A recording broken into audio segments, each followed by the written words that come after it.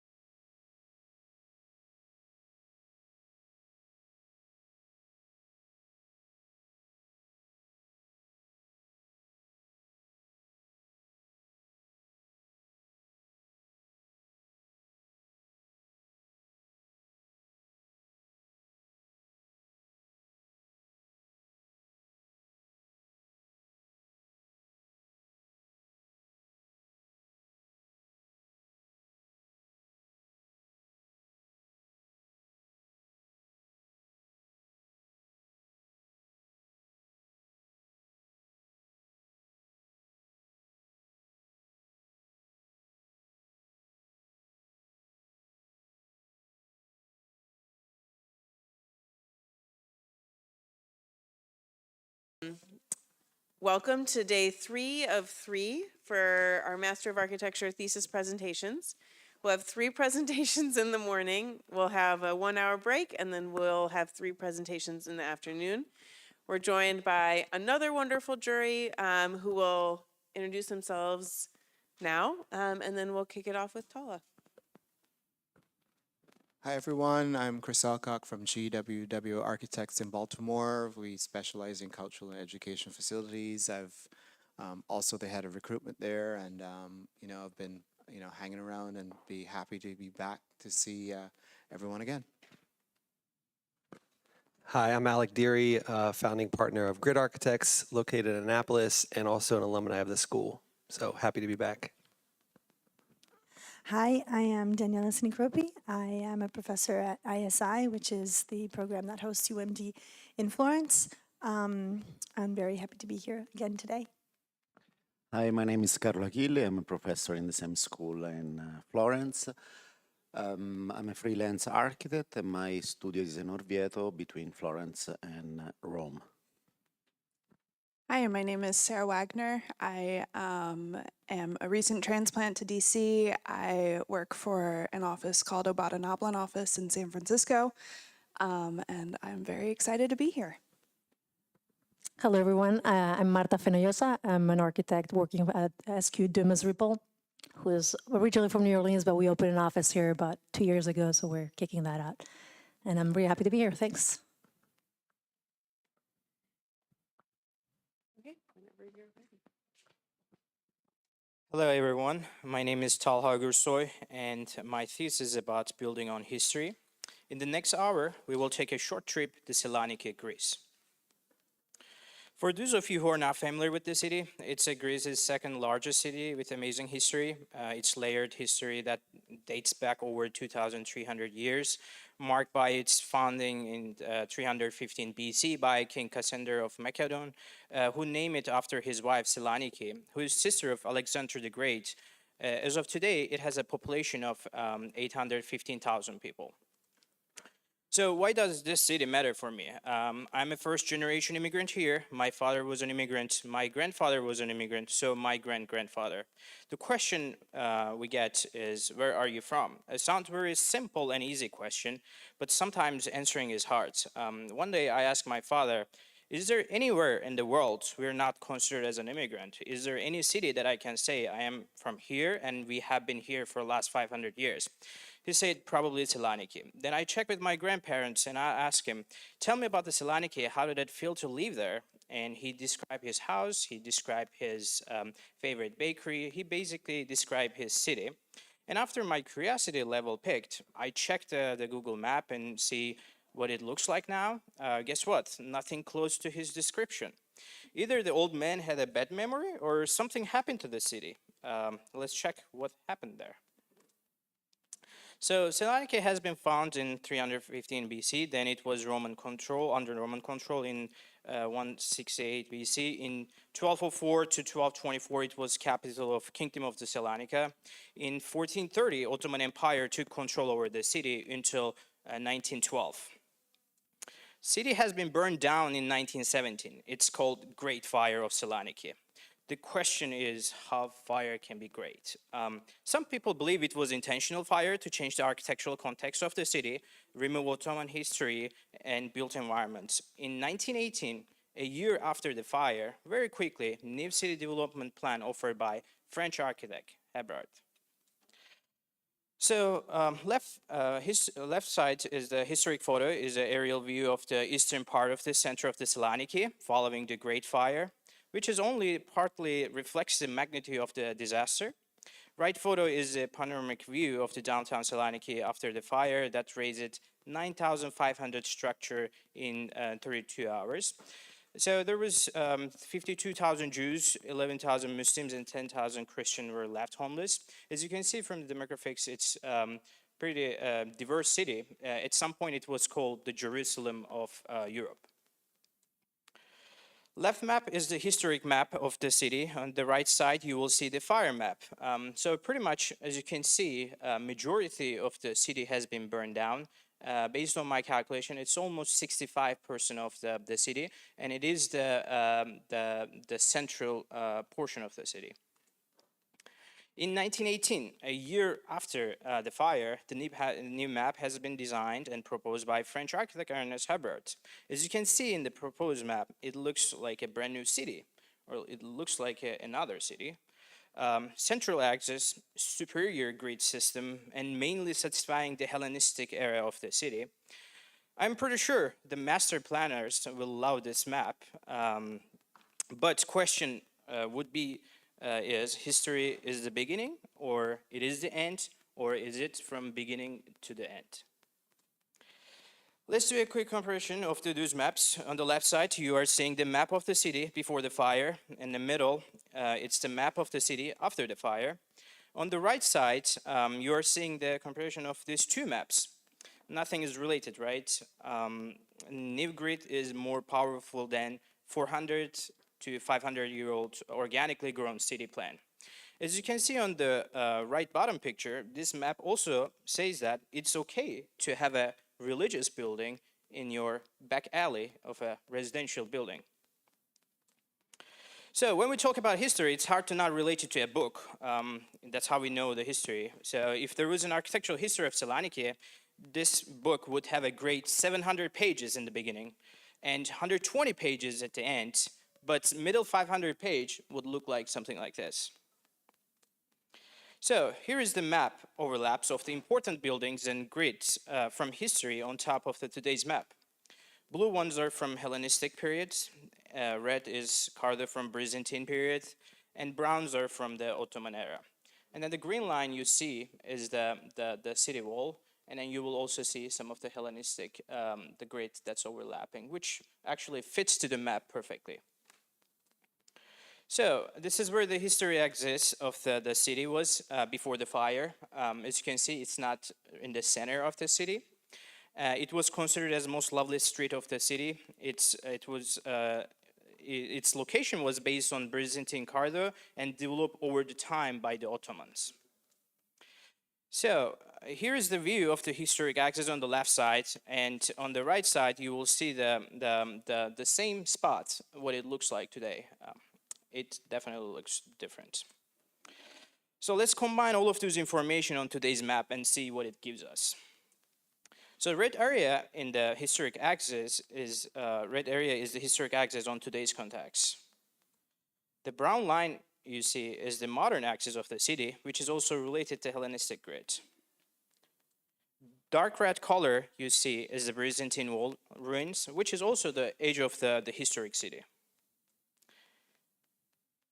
And the idea is how I can connect those axes and historic elements with each other to create a connection. Idea is not about which axis or which planning is better.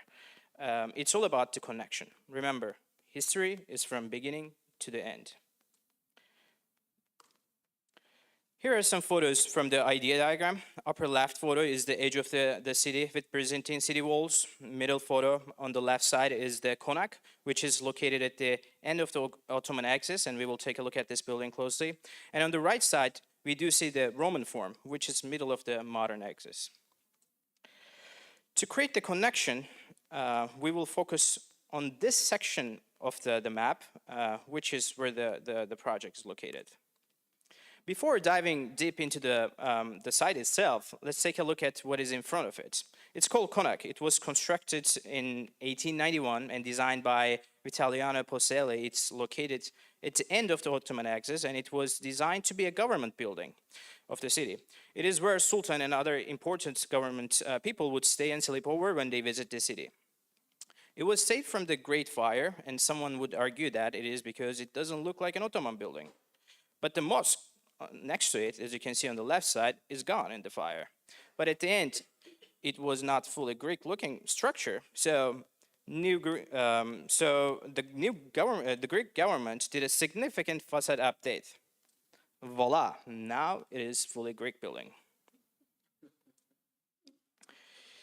In 1939, they built a marble park in front of the building. It was also a path between the streets, and as you can tell from the stairs, in 1990, they decided to demolish this park and place a parking garage on top of it to solve the parking issue of the city. And they found an archaeology underneath. Since 1990, it stays untouched. On the right image, you can see the relationship of the site with the konak. According to the archaeologists, it's unknown its actual use of the archaeology, but it is believed that it has different type of uses over the time. As you can see on the image in the middle, as well as the diagram on the right side, it has multiple different type of foundation that is stacked with each other, which is telling us that it has executed many times.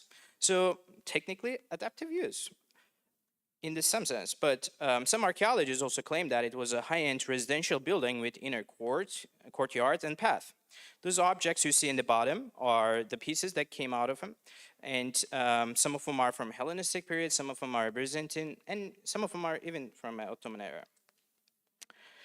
But the issue is the archaeology isolate the site completely and create an unpleasant looking landscape. People cannot get close to it, they cannot walk on top of it, they can only see it from far, but it is pretty much a hub for street animals. So what is the solution? How can we solve this issue? There are a few different ways of approaching to the issue. One would be saying it is problematic site in critical area. We can just cover it and put a building on top of it and move on. Other way of doing it would be on the conservative side, we can say it is historical, it is 2,000 years old, too valuable to touch, and let's leave it as it is. And lastly, we can combine these two ideas and we can actually keep it as it is and build on top of it. Has it been done? I know that you're probably wondering. Yes, it has been done before. There are some great examples of this. One of them is National Museum of Roman Art by Moneo. Who doesn't like Moneo? It does Roman archaeology in its lower level. Another example is Athens, Acropolis Museum, not too far from Saloniki. And on the left side, you see the museum hotel, Hatay, Turkey. It's a museum hotel that people can visit the site and they can actually sleep and experience the site and more. To design a building that responds to the historical values, I created a public path that goes between the wings of the museum. This part of the connection path from the historic age to the modern access. It is similar in size to the Konak, and it has an open courtyard where archaeology is visible. On the left diagram, you are seeing the general form of the museum. Before we dive into the building program, let's take a look at this axis one more time. Once the pedestrian approaches to the building from the connection path, they will see two very solid forms on the sides and transparent void space right in the middle. Intention of this strategy was to drive the attention to the path because the path is technically a street. It's meant to be stronger than the building itself. Pedestrians do not have to visit the museum itself to use this path. It is open to the public without getting inside the building. Building has mixed uses, and the first left side is research center, where archaeologists work and do their researchers. Front part of the building that is facing Konak has a museum program. In the ground floor, the path divides the program into two. The reason behind that, between the two sides should have different use, it doesn't require connection between the side, which could overlap with the connection of the path. Museum side includes a gift shop and temporary exhibit in the first floor. Lobby is important. That's where the first impression starts. Once you enter the building, you're welcomed by the archaeology. Floor plates cut shorter in the front of the main entrance to give a greater view angle to the visitor once they step into the building. Second floor plan is where the large museum program is. Visitors would circulate around the central courtyards. They would have archaeology view on one side and archaeological objects and artworks on the other side of them. And these are some view from the museum levels. As you can see, the archaeology is in the bottom in the courtyards, and the archaeological objects and artworks on the right and left side. And on the third floor, we do have an education center. If you're studying archaeology, what is better than having a classroom on an archaeology side? On the third floor, there are classrooms, office spaces, and auditorium. Circulation approach is the same. Students would circulate around the courtyard. So there is always view down to the archaeology. There is always view down to the history. On the fourth floor, there are event spaces, conference room. Instead of having an event in a luxury hotel, I think it's a great opportunity to have an event on an archaeology museum with a view of archaeology, especially if the topic is history. And this is a section view to see how the building is elevated. View from the connection path. As you can see in this rendering, in the ground floor is more open to the street side, so it can be experienced from multiple different perspectives. Locals, visitors, and can easily experience the archaeology while circulating around the city. Some view from the museum level. As you can see on this side, you can see the konak in the background. You can get a sneak peek of it. And these are some of the other views of the museum level. The back elevation of the building has similar design strategy to the front. If the visitor would approach from the other side of the path, they would have a similar experience. Solid geometry on the sides, directing you to the path. So, how does this museum respond to the history? Well, it does connect Byzantine city edge to the Hellenistic axis through an Ottoman axis. Also, it is respecting to Hebert's original idea for the site, where was a central public connection, as you can see in the middle image. Also, does it respond to the archaeology itself? Yes, it does.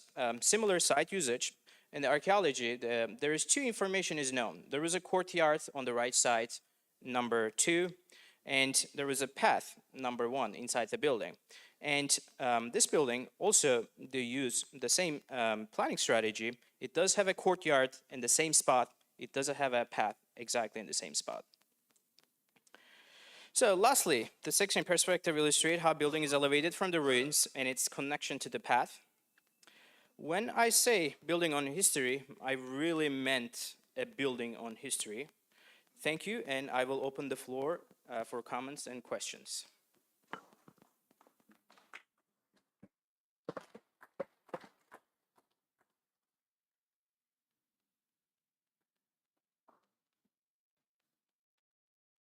You might want to keep your mic on.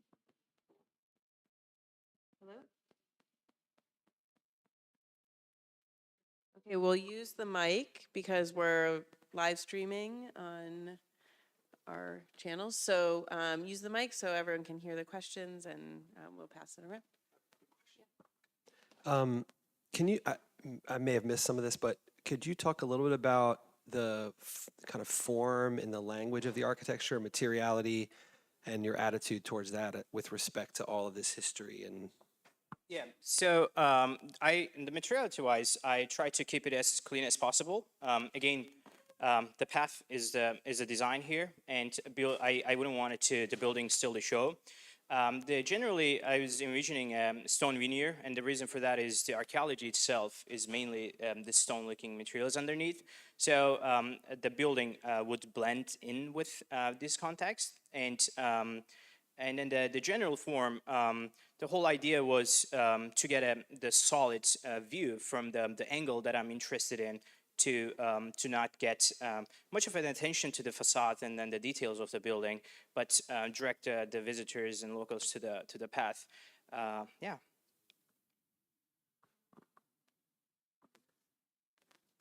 Another quick question. The original photograph it appeared to be a bit of a grade change, and I just wanted to understand how that was resolved with the pathway through. So from one end of the square to the lower end of the square, it looks like it's from the photographs, there was probably about 12, maybe even a 20-foot grade change. Is that correct? It is 8 feet, but Just 8 feet. Yeah, what it actually looks interesting is because archaeology is below so it gives the feeling that it is actually like 20 feet differences. But from street to the lower, the plaza itself, it's 8 to 9 feet differences.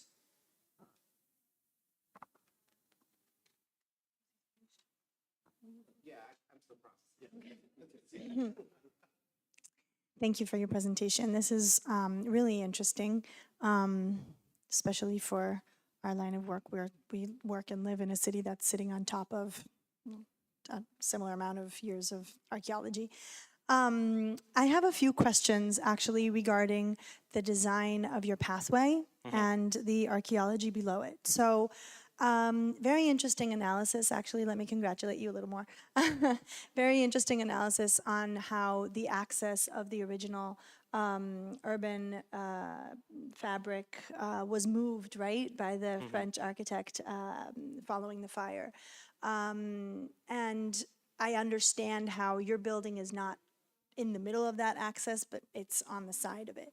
So, but at the same time, I'm not 100% sure I quite understand this diagonal cut, because what you're working with and the, let's say, reason behind your volume of your building, the placement, the conversation that you're having with the existing architecture is with the Konak.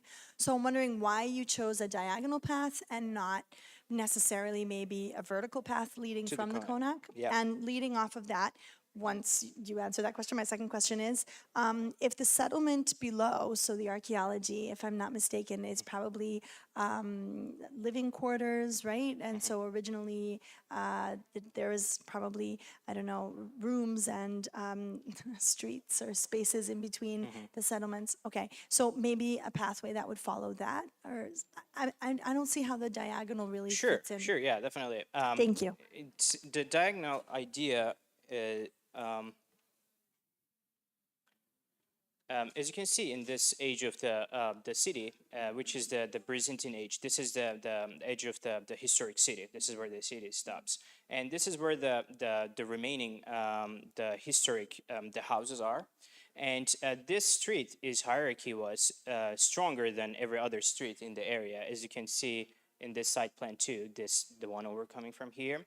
And to get this historical area, historical age, and then the age of the Byzantine, and connect it to the modern axis, that's where the diagonal is coming from. So the age of this diagonal, there is the streets going up, and everything is pretty much coming down up from the city, and then collected in this spot, and then that's where the city moves to the center. So that is one of the main path, and these are, by the way, a single direction streets for the cars. So that's where the cars are traveling into as well.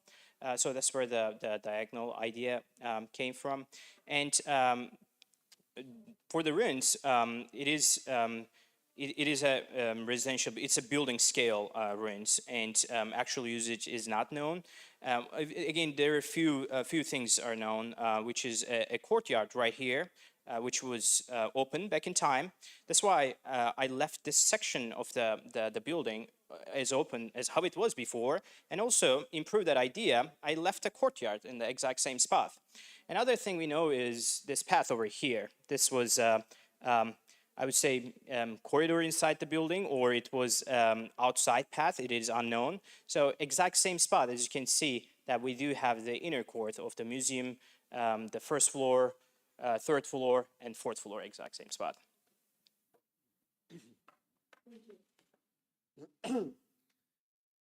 Congratulations for the presentation, especially for the topic. It's very, very interesting, so very stimulating. I like to, when I think about the past, I like consider different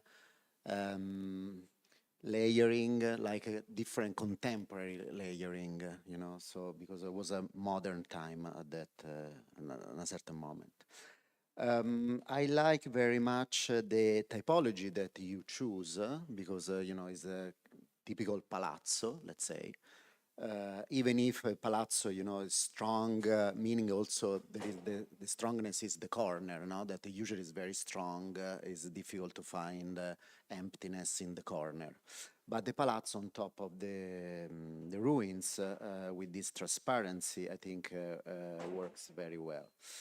In terms of typology also, I like consider, for example, from that point of view, the idea that from outside you see kind of a block more solid, even if it's not, if you change the direction, but the idea of a stone more strong, like a fortress, you know, in contrast with the transparency inside. And that is, something that reminds me, Renaissance method. And that's I like very much. At the same time, I would like to enjoy more with the ruins. So consider that the courtyard basically is a kind of, a private piazza, let's say. And I like, especially at the second floor, that you visit the museum and you have the opportunity to back and forth between the courtyard, inside, outside. You enjoy always to see the ruins underneath. But maybe for this reason, that is very strong to see always inside, indoor, outdoor, probably I agree that the diagonal from the top floor is an obstacle to see the ruins, like an urban fabric, like one, an important, so it's not just, let's say, an object that, so I would like more interaction. And so my question is, you can also walk in the ruins or you can see from the ramp, from the terrace? Yeah, you cannot go down to the ruins. It is the Why reason. not? The reason for that is it is actually not a private plaza. It's not a private courtyard. It is open to the street. So the safety wise, it was.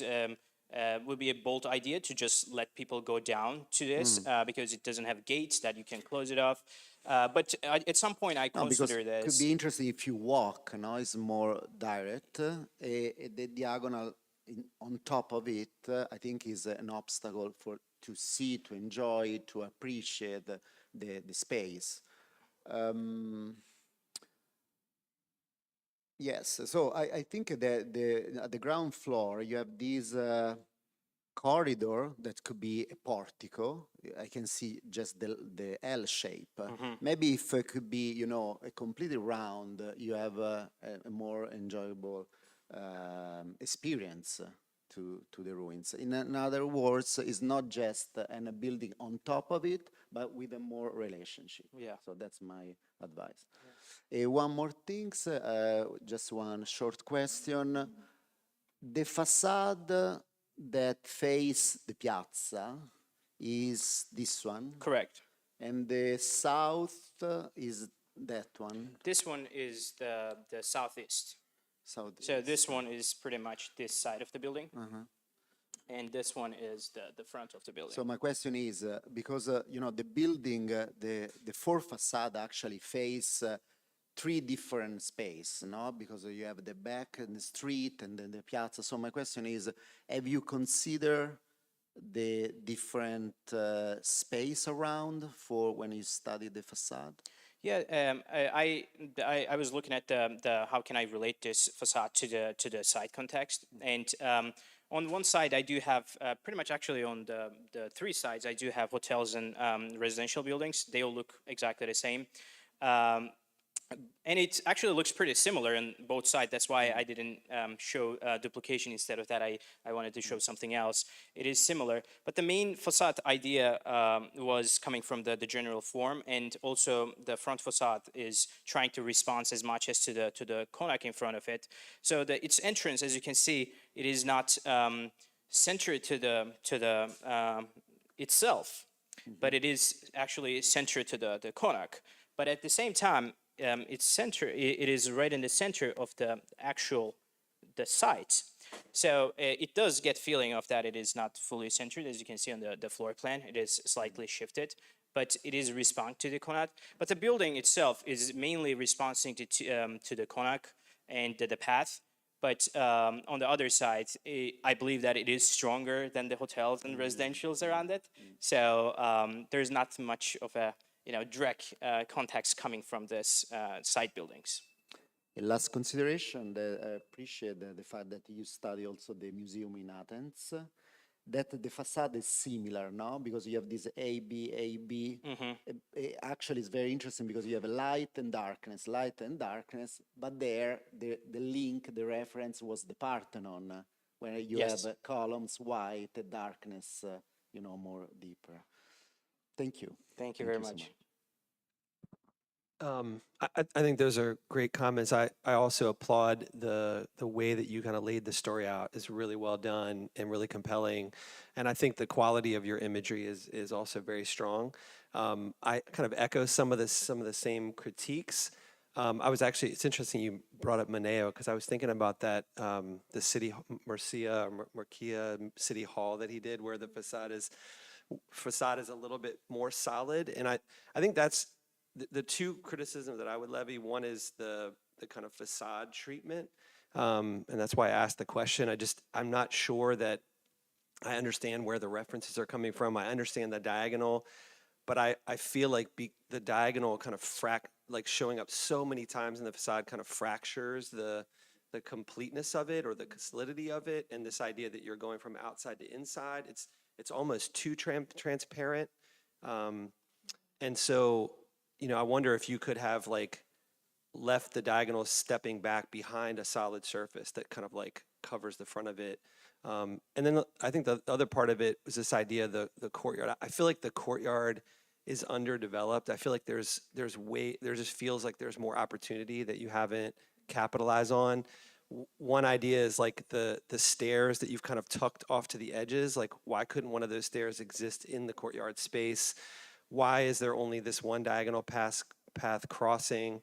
I really like the idea you had about the possibility that like maybe the diagonal path, you come in and then you're walking around this thing more than cutting through it, or both, or it allows you, or there's another diagonal path above, like some way of kind of activating that courtyard in a more vigorous way. Like it feels like you just walk across the path. I mean, even the idea that you could potentially put glass in that floor, so you're not just like walking over this huge 15-foot wide path and looking, not seeing what's below you. So I feel like that to me is the biggest weakness, is just like you set it up and then you didn't really deliver on the, and it's all there. It's there for you. I think it's like the next iteration.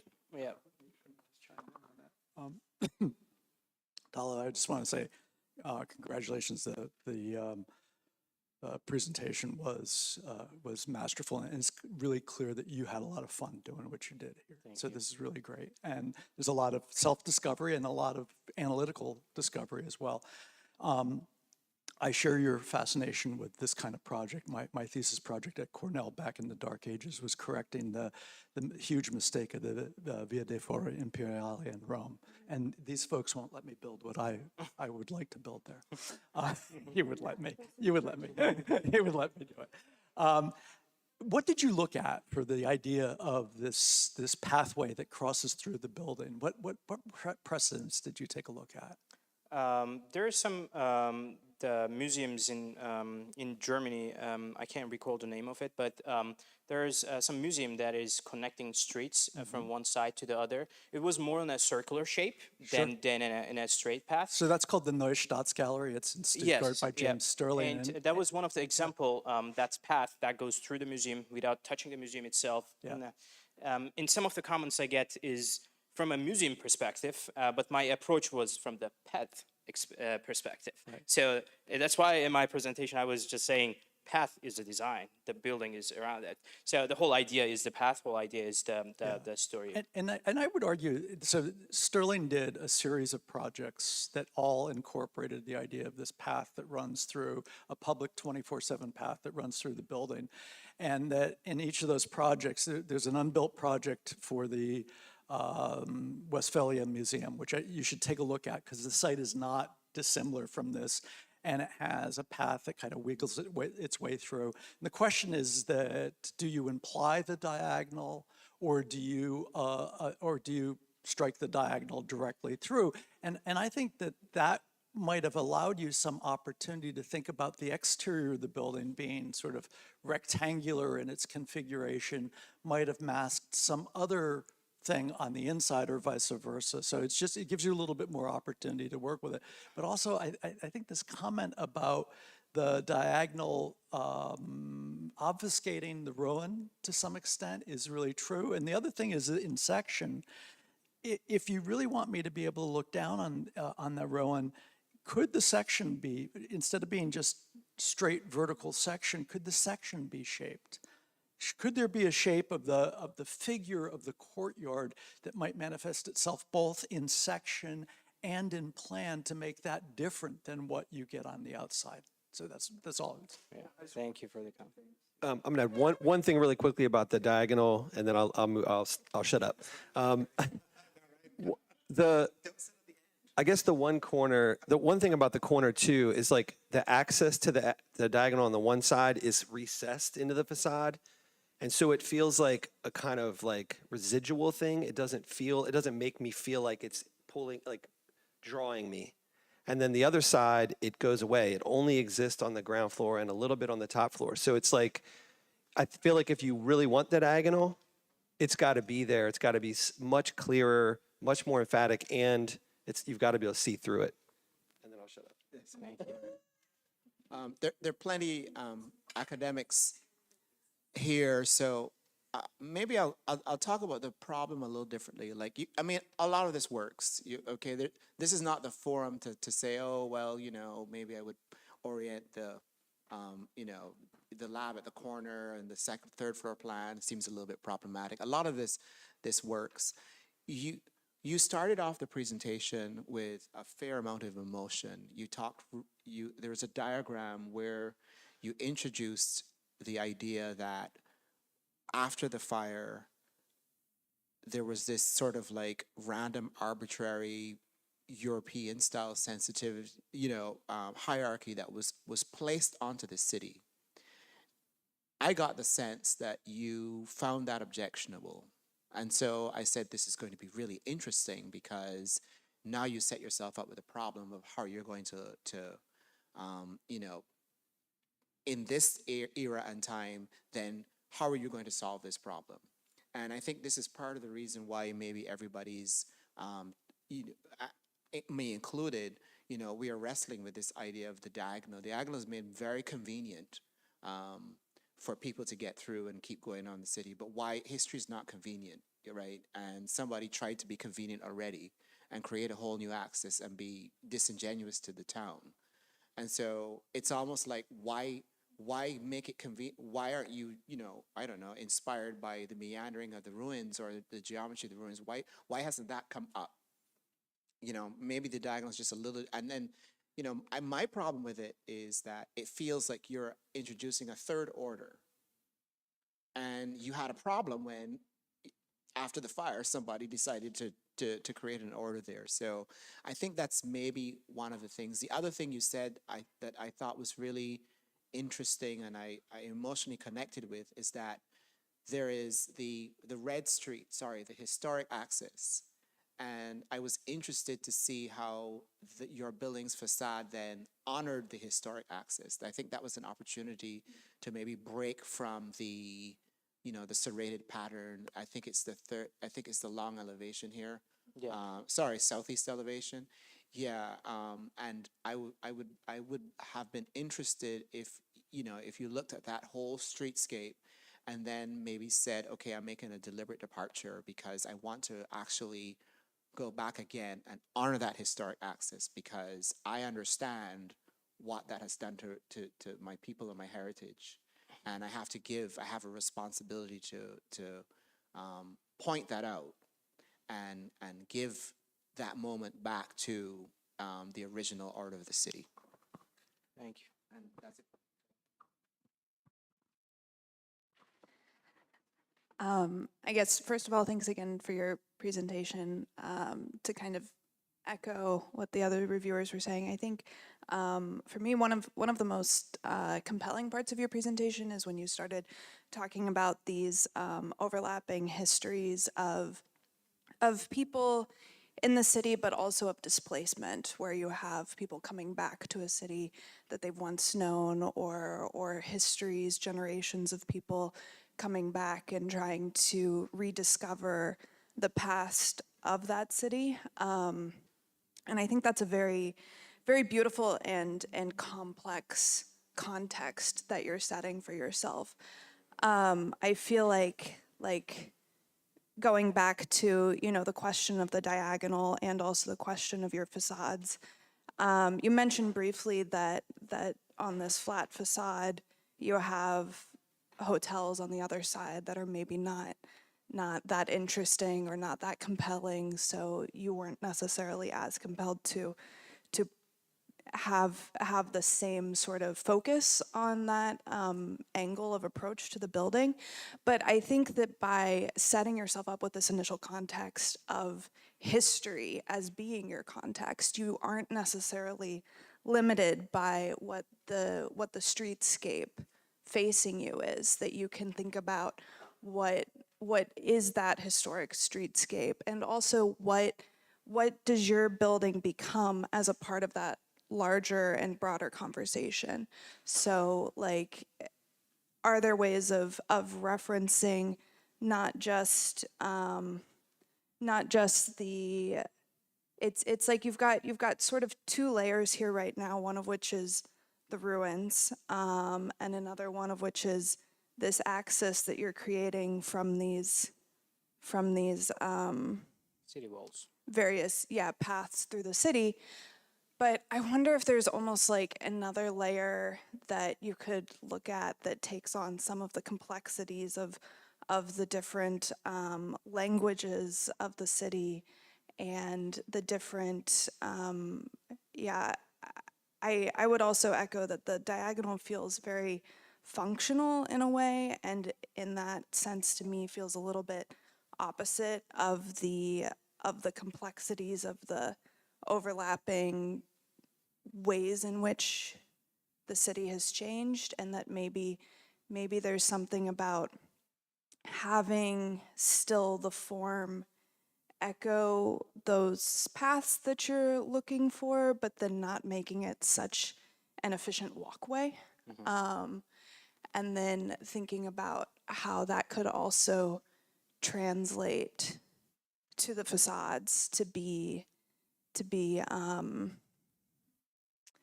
expressing some of those histories that you're talking about, you know. And I think too, Athens or Thessaloniki is such a temperate climate. You really have a lot of opportunity in this central atrium to open it up to, you know, I think a lot of times our renderings show glass facades as being so clear and transparent, but then when you actually like look at a skyscraper, right, it looks almost black because of the way the lighting is.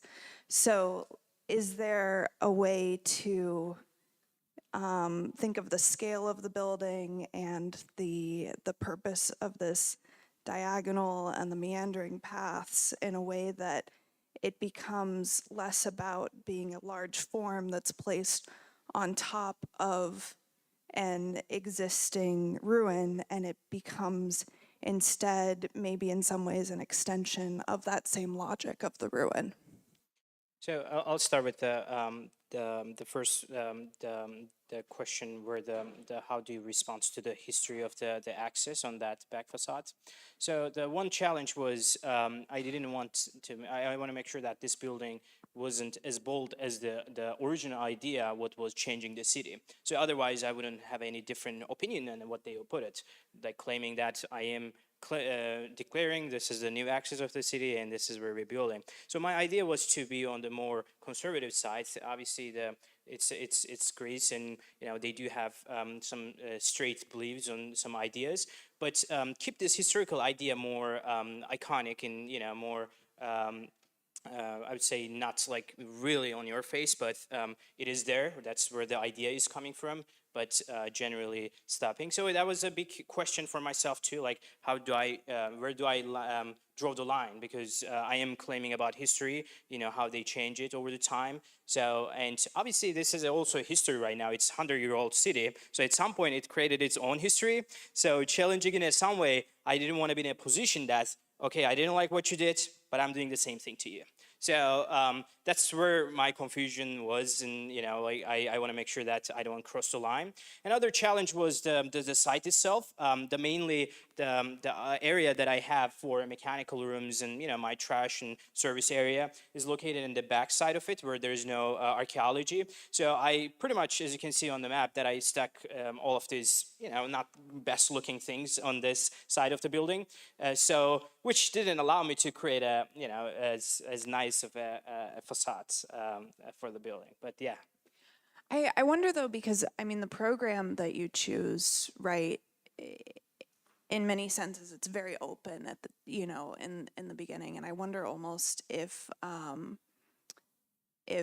by trying to incorporate all of these different programs of event space, of a computer lab, classrooms, a museum, temporary exhibit, I almost wonder if that's limiting what you can do with the building, because you're getting so focused on some of those technical aspects of it, whereas maybe if you loosened the program a little bit, scaled back the project a little bit, you could feel more freedom to really express the project across multiple facades, and not be so regimented in the way that you're approaching circulation or approaching specific spaces of different square footages and things, but let it feel a little bit more freeform, like what's happening in the ruins below. Congrats. You made it. Final thesis, great. And I'm last, so I guess I'm just going to repeat what everyone just said. I was like, the way you set up your story, the way you explained the process was awesome, and it was great to hear it. And I appreciate very much, because you set up the tone of what happened afterwards in a proper way, right? For us to discuss the nuances of your project. And I really appreciate that. I was, again, coming from Europe, the whole, sense of the story in the cities and how the networks work, the grids can evolve and change, and then there's a superimposed plan that changes things. I'm like all into it. And I was really excited when you were going through that process. Then at some point, you got to your building, and I'm like, ouch, what happened? Because I think you played two games. And bear with me for a second, maybe I'll try to explain what I'm thinking. You create that story, powerful story about the way you're building people to the walls, right? You're like doing that connection, you're doing that diagonal, and it's all about that. But then the diagonal, it's just a platform. It doesn't have anything. You're viewing the rooms, but you're not interacting with them. You're crossing a building, but you're not changing the building. You're not, pushing the building and deforming the building in a way that might be interesting, right? Like, I was a little bit step back that I get this part, but why isn't this doing something different to the building that really connects to the conic, for example, right? Why doesn't your source of energy really change and morphs your building a little bit more? And I think that should, for me, extend even to how you treat the facades. Right now you have one detail, one strategy that in theory works for all facades. That's never going to be the case. You have different orientations, you have different views, you have different treatments, and what's very important, you have different programs inside. And you cannot be treating the same museum and education center, even space with the same type of facade. So I wish you would have taken your all energy that you had at the beginning one step further, because then you would have like knock it down the park. I'm going to pass this back over to Professor Bell real quick, but really very quickly. A lot of what we see about archaeology is delivered to us in plan. Now, this is what we found when we dug something up. The more important idea of archaeology is in section, however, of how we carefully go down. And that's where I find the next phase of your investigation might begin its work. How we depart the contemporary ground plane and move down and up against the historical ground planes. So I don't find, I'm so sorry. I don't find that to be believable. I find that to have a kind of missed opportunity to it. So when I would leave the contemporary ground plane to step onto or start crossing those other ground planes, that might be something to think about. I always think about that image from, you've probably seen this movie, but most of your classmates probably have never seen 2001: A Space Odyssey, right? And then they go to the Tycho crater and they go to that archaeological site, and it's a precise edge to that thing. And then the showcased monolith is presented like in this incredibly dramatic way. The framing of the ruin, I'm not saying that you need to do that, but that sense of section of moving down and is important. And likewise, the section moving upward. And the place where I find it least believable are these little columns that come down and they kind of stab the ground plane. And I'm sort of thinking that's an opportunity for some kind of statement of how the column rests on the ground. And then I see the columnar structure of the building somewhat in distinction to the heaviness of the skin elsewhere. That might be something to think about. Thank you. So, Talha, thank you for bringing this project to us here. You know, working with you on this has been really a great pleasure for me. Just a couple of comments to offer an alternative to some of the things that were said. I think the idea that the building could be more free-form because the ruins are free-form is just not the way the ruins are. They're on a grid and they're very regular, you know, and I think that that's one of the things that he had from the beginning was that the building should respect that, should respect the order of that underlying urban system. And I think he made a conscious choice. These ruins are not the ruins of the Taj Mahal.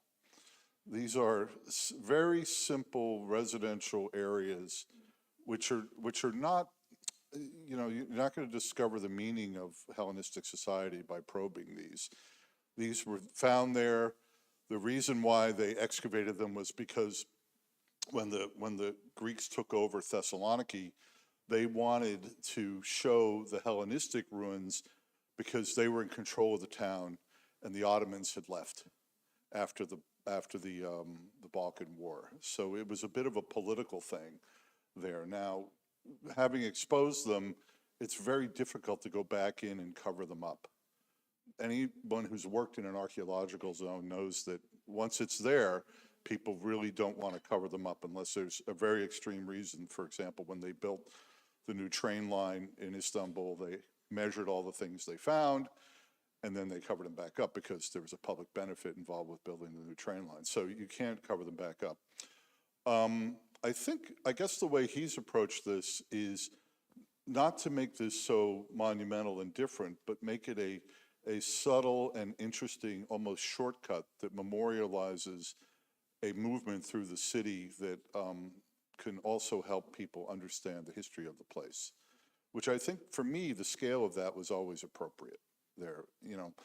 It's the sort of thing you find in historical cities, little back streets, and there's some ruins there, and you know, it's a pleasure to go see them and interact with them. I think the idea, and I don't think probably you wouldn't be allowed, we can ask Joseph Williams, because he was on the committee, but you wouldn't be allowed to go walk around down there. You know, chances are they wouldn't want you walking around there because it's a very precious site. Not precious necessarily because of what it is, but because of the state of the condition of the ruins. I think the idea, though, that Alex said about having the glass floor and being able to see more of it would help. Maybe the pathway should be a little narrower and things like that.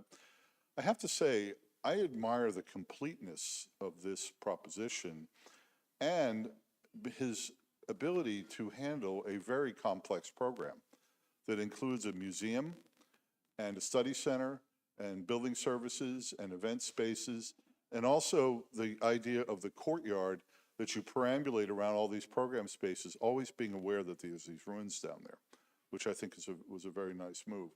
I think anytime you're dealing with these archaeological sites, a whole sorts of other tripwires kick in about the level of monumentality or the level of appropriateness or whether you access them or not and what the structure is like in and around these things. And he obviously took a certain position. I do think one of the things that's a benefit, I think, for the thesis program that I admire in terms of what Taha was up to here is Thessaloniki is an immensely interesting place because of the fire, actually. The fire actually, probably would be a very different place, but it's a sort of little microcosm of what the social problems were in the beginning of the 20th century and how the fire had a huge impact on those things. I greatly respect his willingness to sort of put his hand on it and try to come to grips with his family's past and what happened to them, because they left, right? Versus what the condition is of the place today and who actually rules the place. And to take a positive, affirming view about trying to reinforce the existing systems that are in place or that were put in place there, while at the same time, recognize the Konak, which was the Ottoman Empire building, and all those sorts of things. So it does try and reach out and touch all these things. I have to say, for me, that big section drawing, and Brian pointed out some of the structural issues and problems that one might want to rethink, but I think that's really where the idea resides, in that big section. And I think it's very commendable to be able to deal with the thesis project at a variety of scales, from the urban to complex programs to the user experience, all the way through to how the building sits over top of these semi-precious ruins. So congratulations, Taha. It's been great fun working with you. Thank you very much.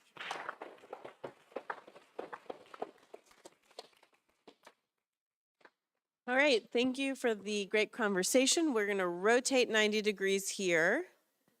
And we'll keep kind of flip-flopping. You can bring your chair, but there's also other chairs that we can just rotate.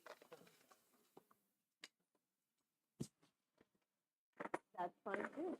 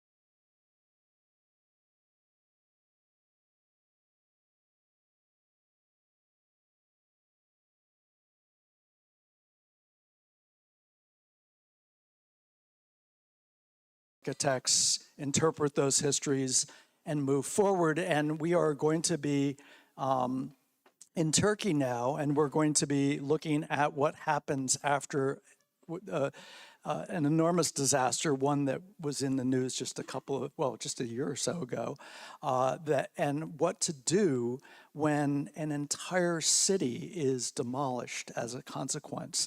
The thesis chair in this case was Professor Ken Filler, who's sitting over there. We were joined by Professor Georgianne Matthews and myself, and it's all yours, Anna.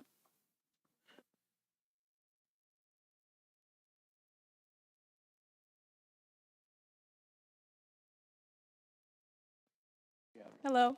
Oh. Hi, everyone. My name is Zeynep Dila Demircan, and this is Reclaiming Antakya, a post-disaster community development for resilient futures.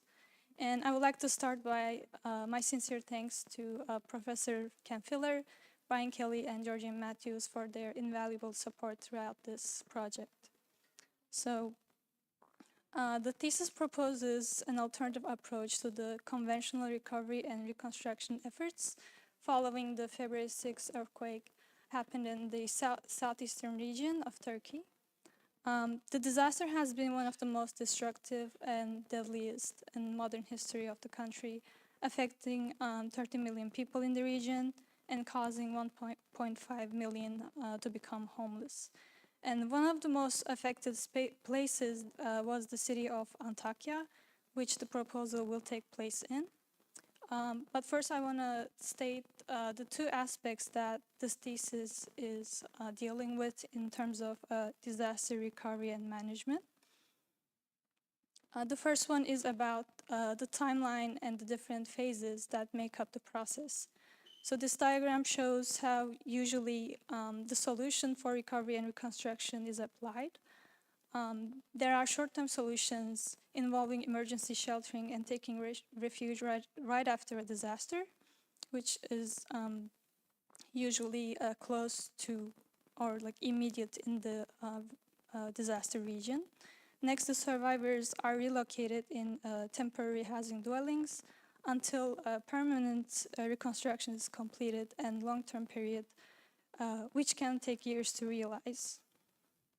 The second objective deals with how this process is managed, and more importantly, how can we create opportunities for more bottom-up process that includes the community in the recovery process, engages the community and empowers them. And this raises the question, what type of programs and what types of spaces help community to be engaged?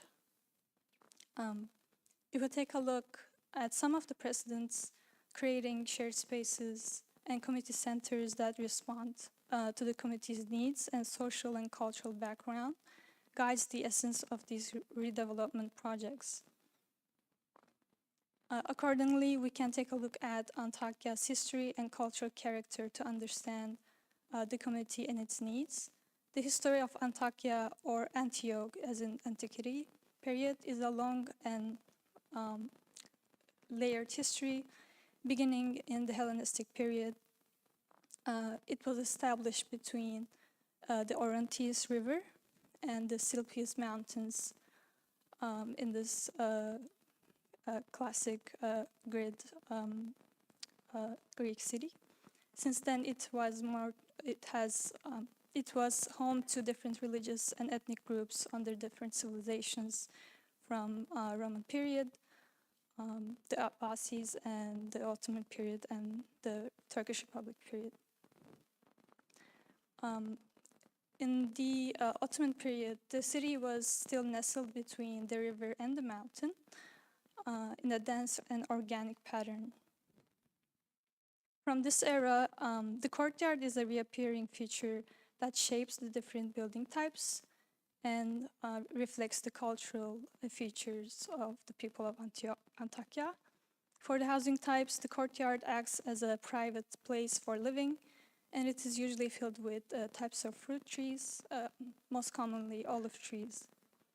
And for the market type, which is the image on the right, or called the Han, it is a place for commercial and social activity, as well as a cultural hub for the many crafting practices that the city is known for, and this is where culture lives on and develops. And this will be relevant talking about the proposal later. But moving on to the last century, the city has been growing west on the other side of the river in a more modern pattern. So you can compare how the old city is this very dense and small, with a small granule urban fabric. And on the other side is a more modern development. After the earthquake, most buildings were damaged. So about 51% were highly damaged and need to be cleared. And this caused people to be relocated on the outskirts of the city in form of temporary developments. So far, the recovery efforts was to create container city developments on the outskirts of the city and rural lands. At one point, the thesis was looking more into these developments, which are these ideal, siteless, fast and efficient development types based on the single container unit.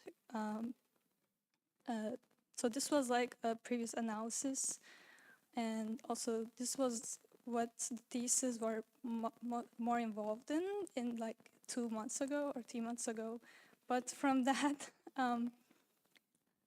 the other type of recovery efforts were the permanent reconstruction areas that you can see in this brown shaded areas, very far away from the city center, and mostly in the rural areas with these copy-paste apartment blocks.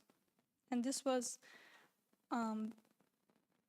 happening at the same time that the city was being cleared from all the rubble, leaving the empty and uncertain future.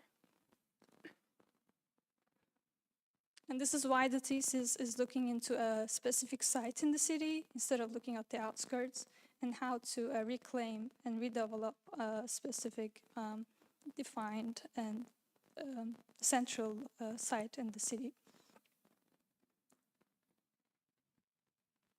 So, sorry.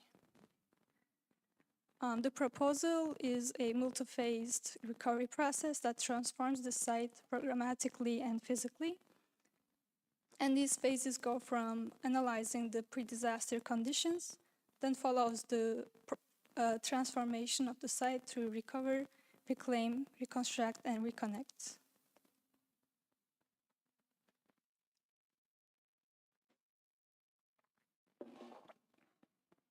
So phase 0, which is looking at the existing conditions before the earthquake, shows the site located across the old city, and it is mainly divided into 3 main portions.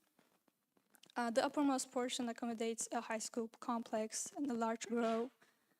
The middle portion is mainly mixed-use apartment blocks reaching up to 6 to 7 story height buildings, very densely built.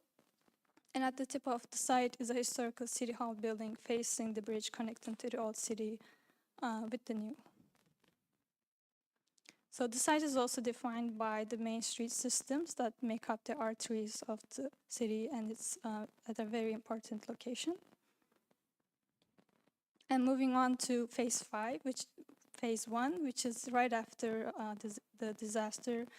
And this involves the period of emergency recovery, and it's called the recovery phase.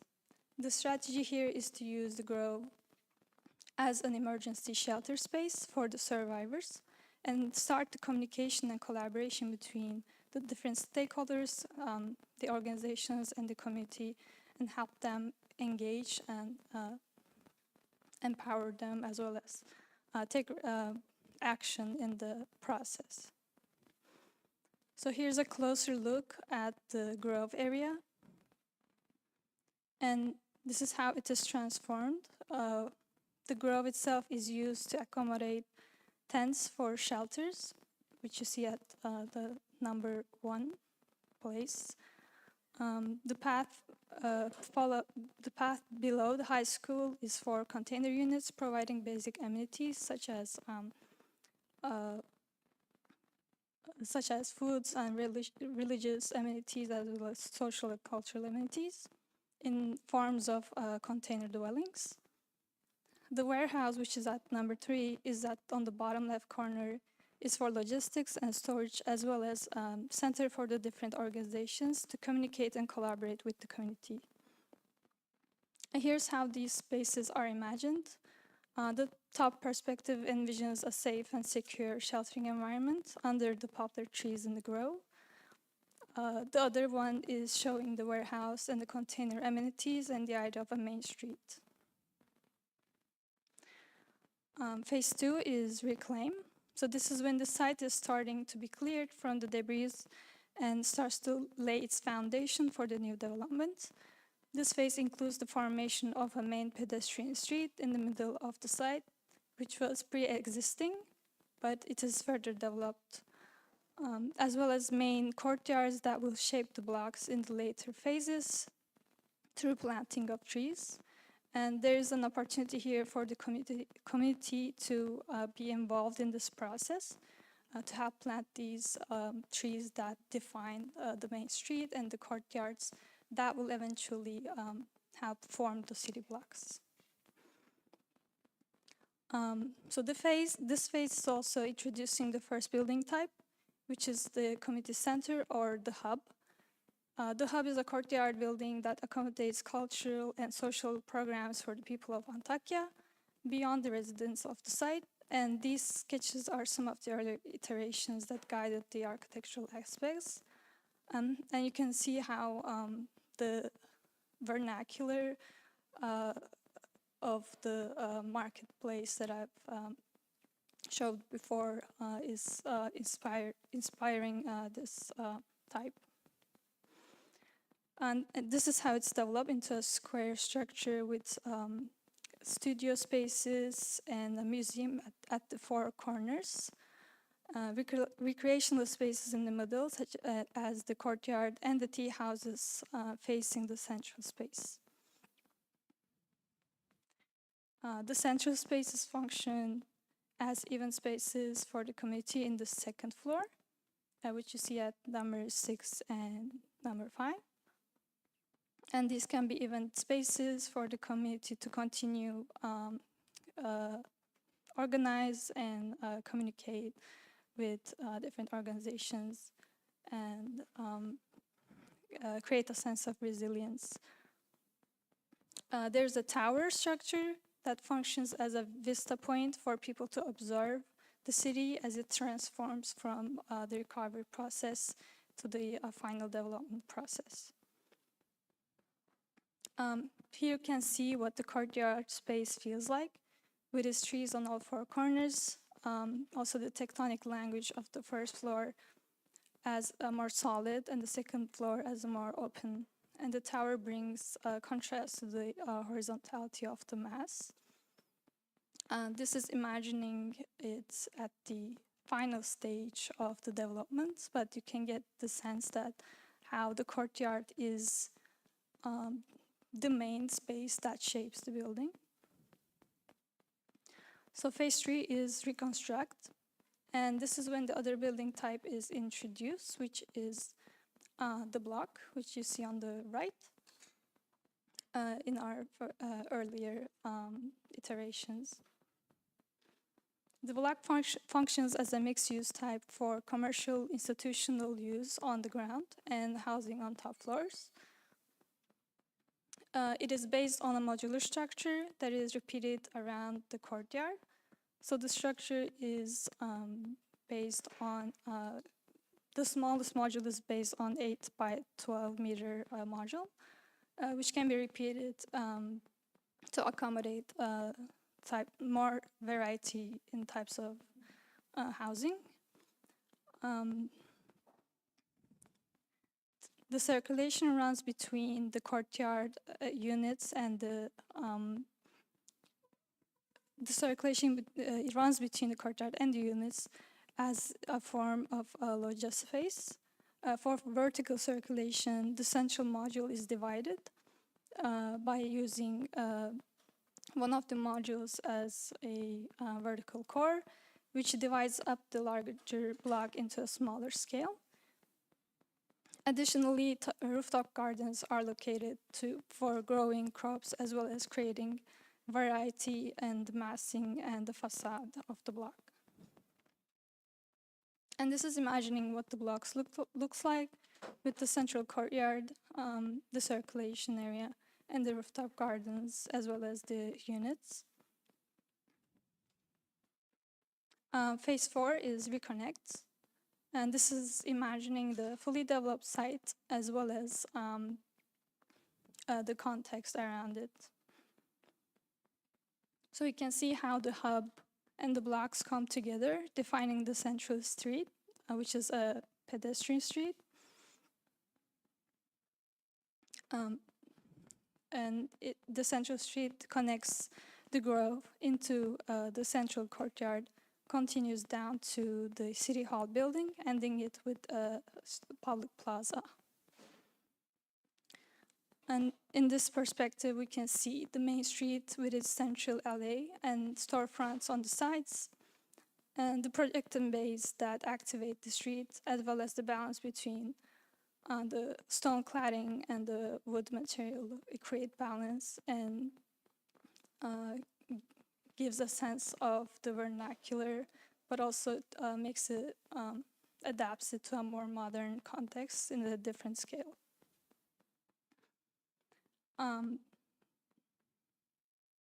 This perspective is from the hub, and the museum space, which is a space for educating and raising awareness on the disaster, as well as a place for memorial for the tragic event.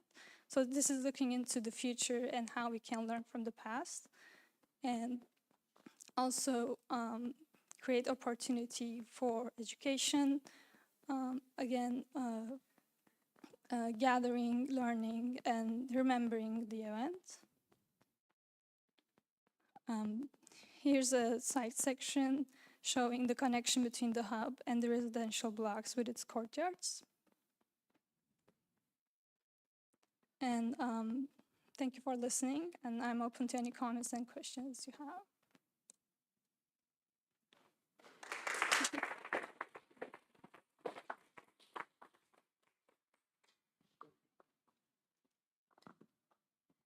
Thank you for your presentation. I think it's such a interesting and fruitful topic to explore as an architect. I had a question. I was wondering if you could talk about, or if over the course of working on this thesis, how you thought about the change of or the densities on the site, because it seems like it's particularly dense housing that you're working with to begin with, and then your proposal. I wonder if you thought about could the same number of people that were living in that initial neighborhood move into this new proposal, or does your added program start to, you know, change the fabric of the neighborhood by opening it up more? Do you end up losing housing? That's a great question. It was definitely one of the topics that really changed our approach. But the concept of density. So the previous site was extremely dense in terms of like looking at it from the story heights, just the size of the street, and it's really not desirable, or it's not safe to recreate that environment, because recovery projects and redevelopment projects are also an opportunity to build back better, even though we may not reach the same density, or we may not accommodate the same number of housing units. So right now the project is not as dense as before, but it is closer to, from my calculations, if I remember correctly, 3/4 of the previous conditions, which is a decision to make. This is not, maybe not perfect, but it's an attempt to make the place better, while also accommodating a significant number of housing and spaces that are more healthy and livable. Congratulations for being so ambitious and having, you know, the guts to do a project like this, because I think it's quite a feast here. I think, I mean, we're all aware with what happened, but I personally don't think I had seen the before and after images the way you've shown them, and that it really impacted me when you're talking through it. It's visually, it's really really crazy what happened. And then I'm really wanted to tell you that I appreciate how methodical you've been through your approach, right? I think with a project like this, it's very easy to try to do it all, and which most of the times results in nothing, right? Which is, I guess, part of the problem this kind of reconstruction efforts are happening around the world. You instead have, you know, figure out what your limits are, what your rules are, you're just following them step by step. And that's awesome, because at the same time, you have your rules, but you have tools to make them all respond to the nuances of the site and of the problems that you have. So that I really enjoy that process. I wanted to ask, as we were talking through the different phases, you were changing a little bit the type of construction method that you were proposing. Could you elaborate a little bit more into why those construction methods were picked or why they did something different to your approach? Yeah, so in terms of construction process, you mean like more the temporary and the, what's the other word? Permanent? Yeah, permanent construction types. The temporary phase is a necessary phase because people need immediate shelter and refuge. But it is also a transitional phase, so proposing these types of developments is a necessity in terms of just the time and accommodating the people. But we can also take steps in these earlier phases that are permanent, like reimagining the streets, reimagining these public spaces, which are permanent, as well as the streets, even though they may not appear in physically, they are more apparent in the last phase. So I think the question of transition was something that we deal with, which can be further developed. But this was an attempt with the streets and the courtyards, basically, how the transition can happen in the site. Right, but you even threw timber into the mix, which I think was a really good addition because it has that duality of it's permanent, but it's fast. You can really put the building together a lot faster than you would do with a more traditional block or concrete construction that you have at the end of your phases.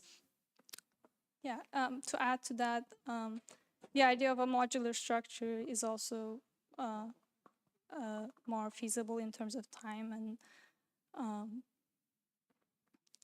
allowing for variety within a certain set of rules. That was also a consideration.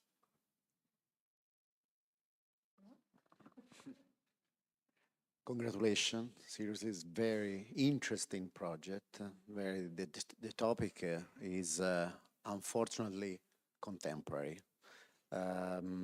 We come from a country where, unfortunately, every 5-6 years we debate with this kind of disaster. And so I really also like your research, your storytelling from the beginner until your proposal. I think you touch different topics, very interesting.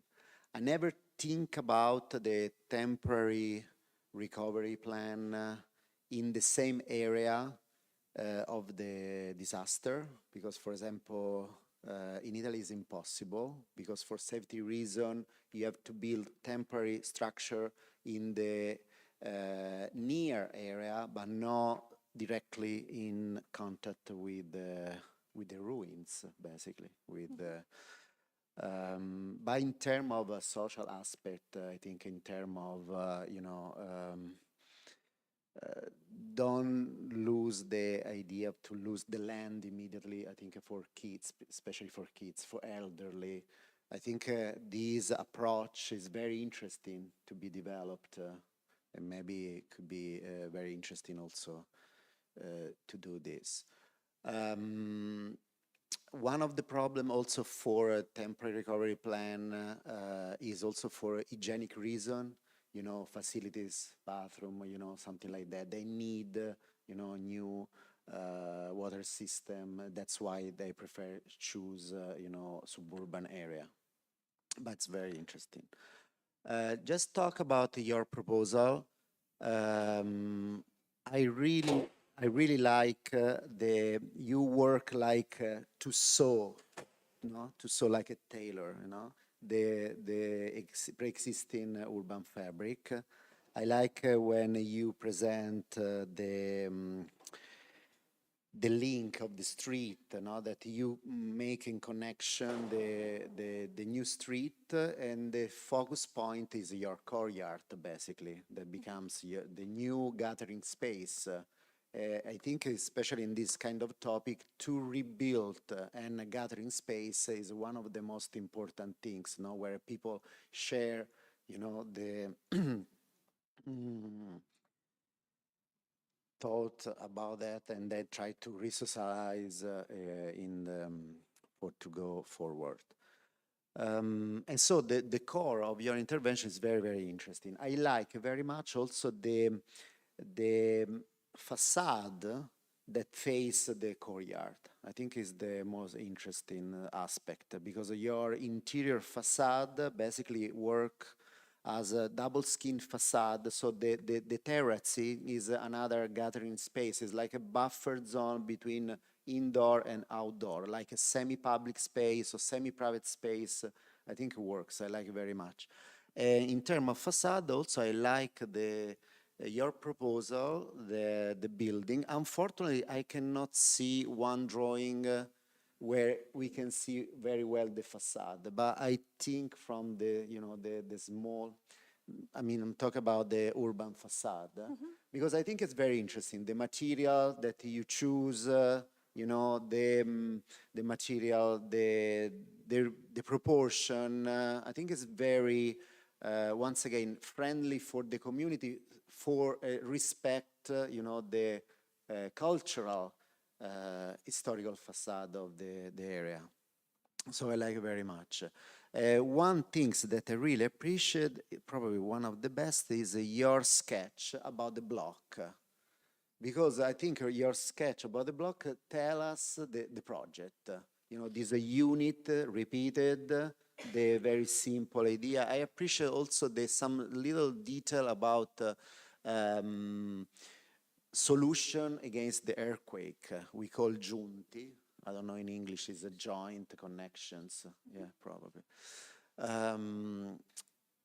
And what else? I like this project. Maybe there is some, I don't know about the design of the beams, the wooden beams, that could be going deeper, but that's probably is not the field. But congratulations. Thank you so much. Thank you so much. Zeynep,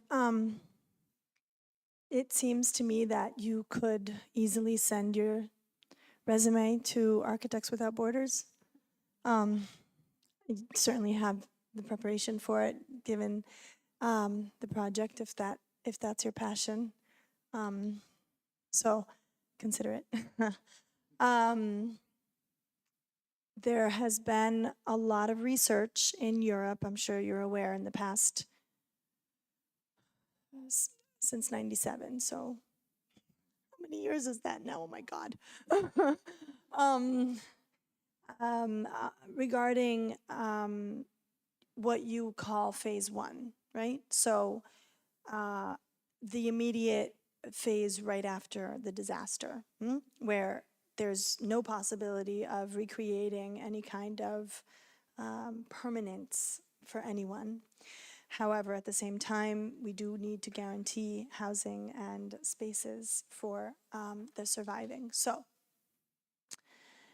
I do have to echo Carlo's comment. It's not feasible, not always feasible, let me put that in, not always feasible to set up the containers and the distribution warehouses in the area.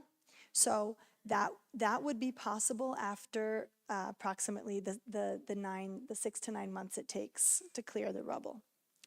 And one of the reasons is the clearing of the rubble is in fact a very dangerous operation. The other is that unfortunately we still do not have any certainty on when the waves will cease. We know out of experience more than certainty or science that after such a large wave, we are going to have others. We don't know when these clusters will occur. We don't know how they will occur. In '97, 5 people died while they were surveying the church in Assisi and St. Francis because of the frescoes, and the largest wave had just occurred, so everybody rushed in, right, to see how could we help, what can we do, and another wave occurred and 5 architects died. So it's very difficult to imagine a temporary recovery plan in the area before the waves have ceased completely and before the rubble has completely remained. And then once they're settled, the containers are settled outside of the disaster area, it's very difficult to then move people back inside. However, from a social point of view, this is actually key. So the psychological aspect of surviving a disaster is one that has been more and more studied recently. So this is straight to the point. Very good. And I have a question as to you said you chose this area. I can't recall exactly your reasons. If you could just go over them slightly, because it's a super interesting part of the urban fabric. It's wedge shaped, which may make some people say, "Oh my goodness," but you went straight at it, very brave. And also, it's in a kind of like natural theater, right, situation with the decline of the land. So could you? Yeah. Yeah. So for the first comments about the phase 1 and the phase 2 and the transition, I think the recover phase, I want to make clear that it's it's a short period, so it's not months or years or anything like that. We're looking at weeks or maximum a month, but it's a phase where connections are made. So the grove, which is already on the site, is a very strategic land that people can just take refuge and go into the woods, away from the dust and the rubble of the destruction. And there, they will need immediate sheltering, so like tents are provided immediately. That is feasible. And here, in this like week to month period, like I said, connections can be made with the community and the organizations and the recovery leaders to communicate, make the process more clear, and ensure people about how the process is managed, ideally. From that phase into the phase 2 reclaim, I think it's definitely necessary people to be relocated into container cities. That is something that is that cannot be done otherwise. But the phase 2 suggests visiting the sites and starting the redevelopment together with the community. It's just suggesting strategies to rebuild it with the community while they're living in these container cities on the outskirts of the city. So to give people back the hope and the reason to not leave the city, because like one of the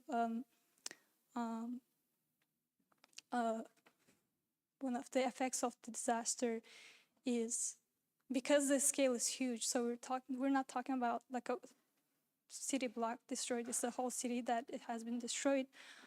People have been living the area. So Antakya has been empty for months, and people naturally are trying to survive in other places. They're not coming back and might not come back. But this gives a reason to come back and to observe, also take action in the recovery process. What was your second question again? Oh, the site. So yeah, the site is located right across the historical part. We're not looking into the historical site because it's more of a question of recovering the historical sites. Like there are old churches, old mosques, old houses. So it's more about recovering and reconstructing it as it was. On the other side of the river, it's not as historical, except the central roundabout that you see there. There are civic buildings that are historical, but the rest is your typical Turkish apartment blocks that are these concrete and not very beautiful to look at blocks. So there's an opportunity in this very central and directly located at the center area to reimagine that site as to propose something that can be applied to other blocks. And but this is yeah, just one way the site can be, one place the site can be, but also important in terms of its location for the city and its history. So I'm going to start with a couple of compliments, a couple of critiques, and then a question. The compliments, I mean, this is a beautifully represented project, incredibly consistent. The line weights, I love the little like white lines on the perspectives to kind of like pop out the kind of beams and the structure, and it's just beautiful to look at. I've just been soaking this in. And I also think there's some incredibly skillful things that you're doing as an architect too. You know, even like the way that your tower, like this diagram with the tower roof kind of popping through and this little fold on the top of that space. It just feels like you are skillful kind of wielding the pieces of architecture already. And I think that's a pretty big compliment. I think my main critique is a subtle one, but it's similar in ways that we were talking about this kind of pathway. And I love the kind of pathway, the street, and the way that you've kind of connecting this upper part of the site to the lower part of the site. But I think the two areas that you kind of fall short, and I think obviously this is a pretty big undertaking. So when we talk about areas that you could have explored more on a thesis, it's always like, yeah, of course, there's more. But I feel like the center of your hub courtyard is pretty weak. I feel like that space, it reads as if it's a pathway, and I feel like that is actually kind of a nexus. It's a place that people should be getting together, and there should be stuff happening in that space, and maybe there's a market happening in your perspective, or maybe there's a gathering amphitheater or something. It feels like it needs to be about connection, and it feels more like it's a path. And then the second part of that is related to the site that you chose. I'm kind of nervous that like the back of that civic building is a parking lot. So like, what is that? What happens as you walk through, and are you just walking up to this thing? So I feel like maybe like being able to see that in perspective, or understanding kind of the resolution of the site plan all the way to the circle would have been a good use of some time. And then my last point is just, I really enjoyed, I mean, I think the architecture, the idea, I'm very interested in vernacular and critical regionalism, and kind of creating things that reference old but project to the future. So there's some aspects of what you're doing, even with a modular system, or your attempt at a modular system, that I think is compelling and has, could be really beautiful as you develop it further. But I think my question at the end is, you're now building like 6-story buildings, you're building it out of timber. And this is a question, it may be rhetorical, maybe you don't know, but like, have you thought about like, are you changing the codes? Have you thought more about the structure, and you're using timber, the connections you were talking about? Like, have you thought about that? You're building back in a place where there's earthquakes. Are you now Californiizing the architecture to try to have you thought about the structure that way? Thank you for comments and question about the codes and seismic design. It wasn't like the main of like the focus point of the thesis, but some of the like the basic design principles for both the hub and the block involves creating compact and more symmetrical masses. So all these blocks you see, they function, the structure is symmetrical, and it's built with shear walls, but also bracings where timber appears. Same with the block, is dividing up the huge mass and allowing for a place for movement, and limiting the height to, so right now it's about 5 stories max, but the the zoning for the site used to be up to 7. So still not going up that far, but yeah, dividing the block more, and also with the design of the module structure, using shear walls for the module was well, some of the basic design principles. But yeah, there's always place for development, and its structure was not the main point of the thesis, but it was considered in terms of basic design. Like, to me, that's the area where you do a project in a place like this, that's a question that's going to be asked. And so, and that, you know, for you, it's like, if you were to spend another 3 months on this, what would you do?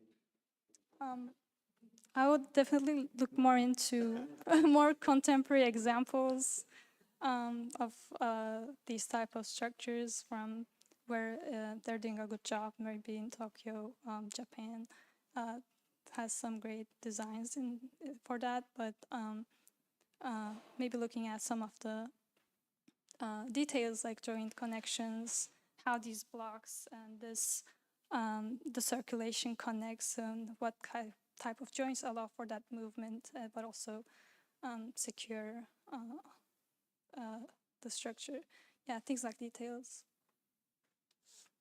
Zenab, I enjoyed, I have enjoyed this project, and really just being able to think that somebody would even be brave enough to undertake thinking about a city or a block after a disaster is something that I don't think I would have been brave enough to do.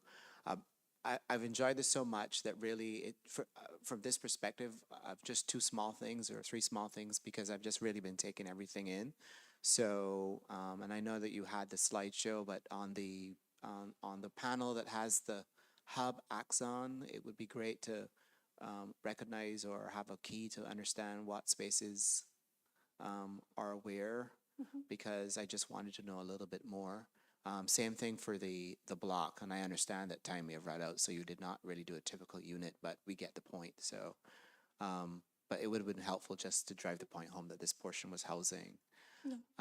What is the building at the top of the block? Is that also housing? It's sort of another courtyard building at the very top of the street. I think the bottom you've got a city hall. Yeah, so at that's the top- high school. And that's a high school.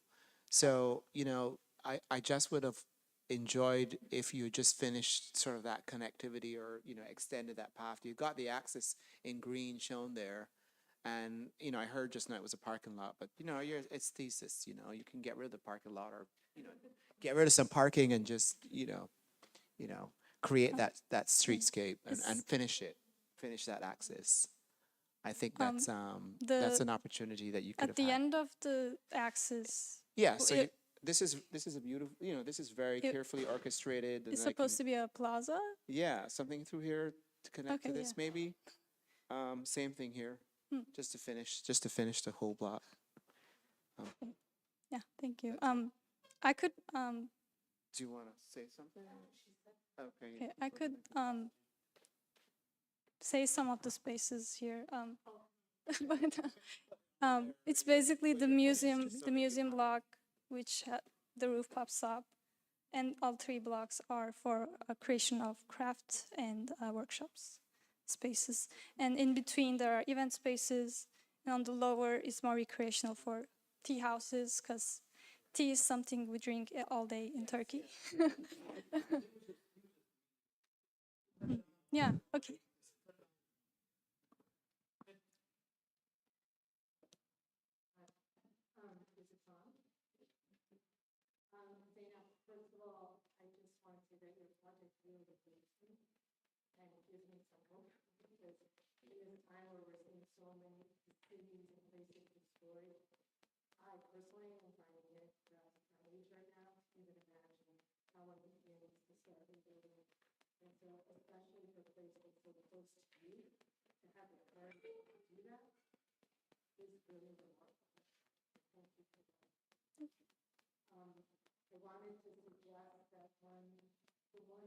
image that actually really troubles me is the one with the tents.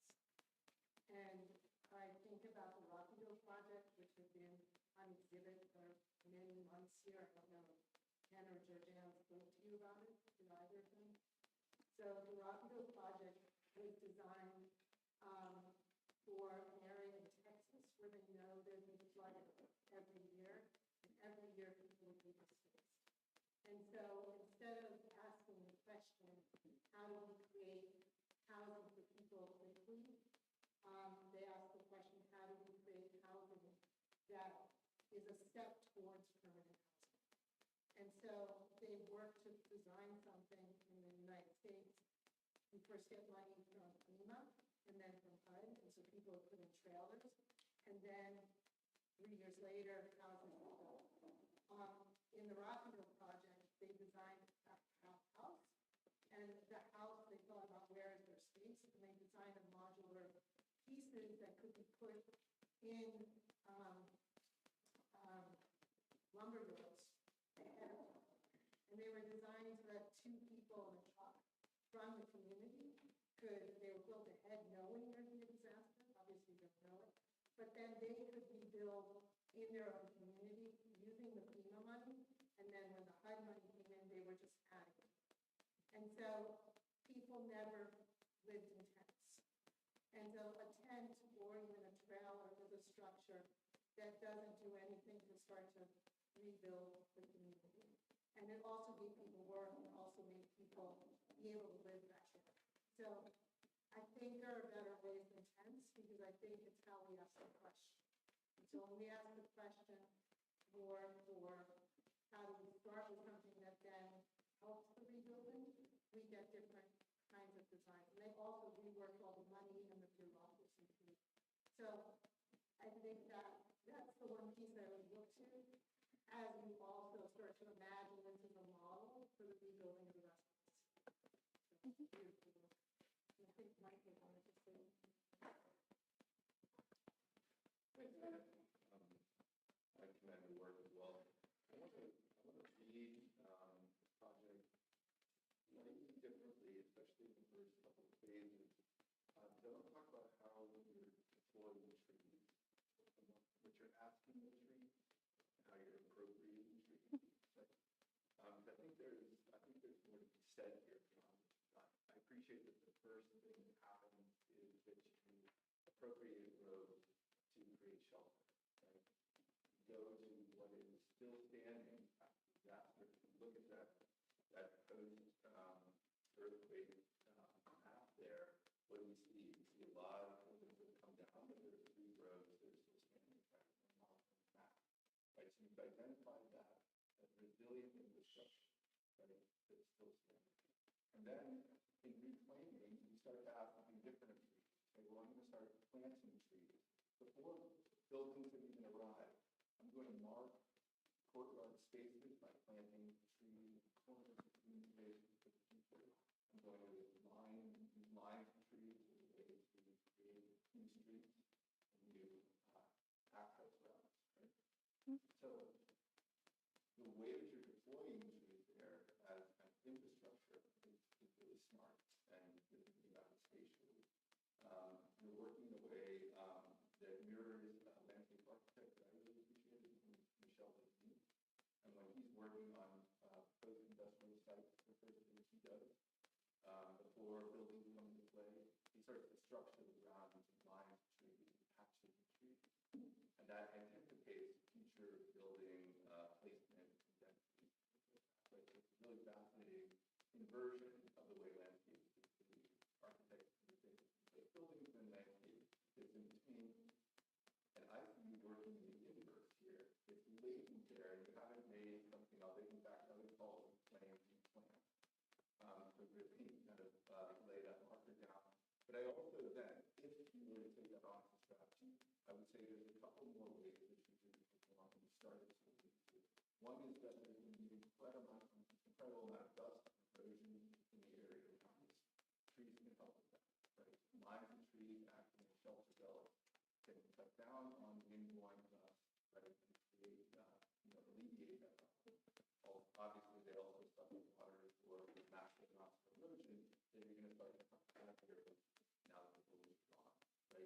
So imagine if you were to start to let other lines of trees start to come out from the road and connect to some of these other still standing roads, right? Then you have a network, that kind of resilient infrastructure network that anticipates architecture. Um, So it's not a redo of what you're doing. I'm just trying to look at this as a landscape urbanist and kind of see some strategies here that I would love to kind of just elevate and tweak certain parcel strategies that I commend you with as well.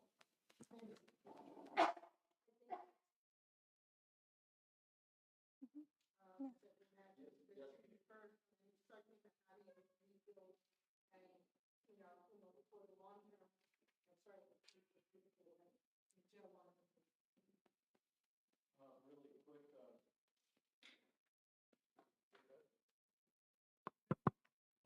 Working there. Real quick, Zainab, the point about earthquake proofing this whole thing, just an addendum to that, you're off to a good start with wood frame construction, which is very flexible and therefore resistant to tension and good performance under earthquakes. But a way to take it a step further would be balloon framing instead of platform framing.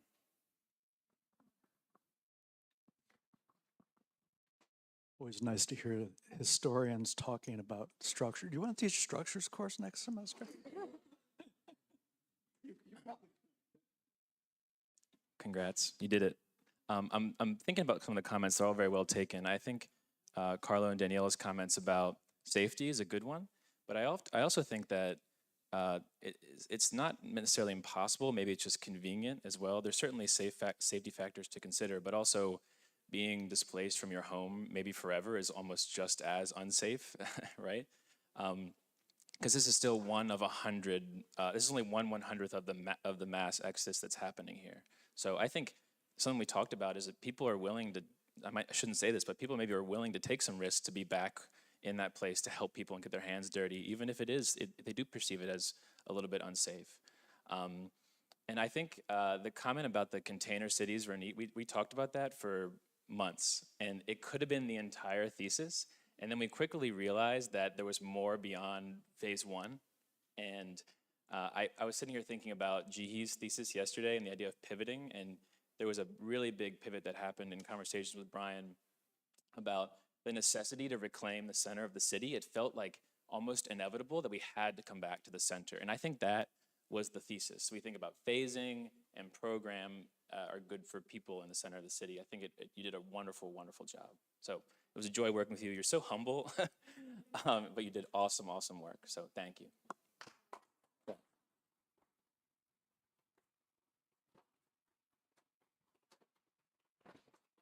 Okay. Reviewers, you get a chance to stand up, walk around, get yourself a cup of coffee. It's going to take about 5 minutes. We have to flip the panels behind me, and then we'll get started with the final review of this morning.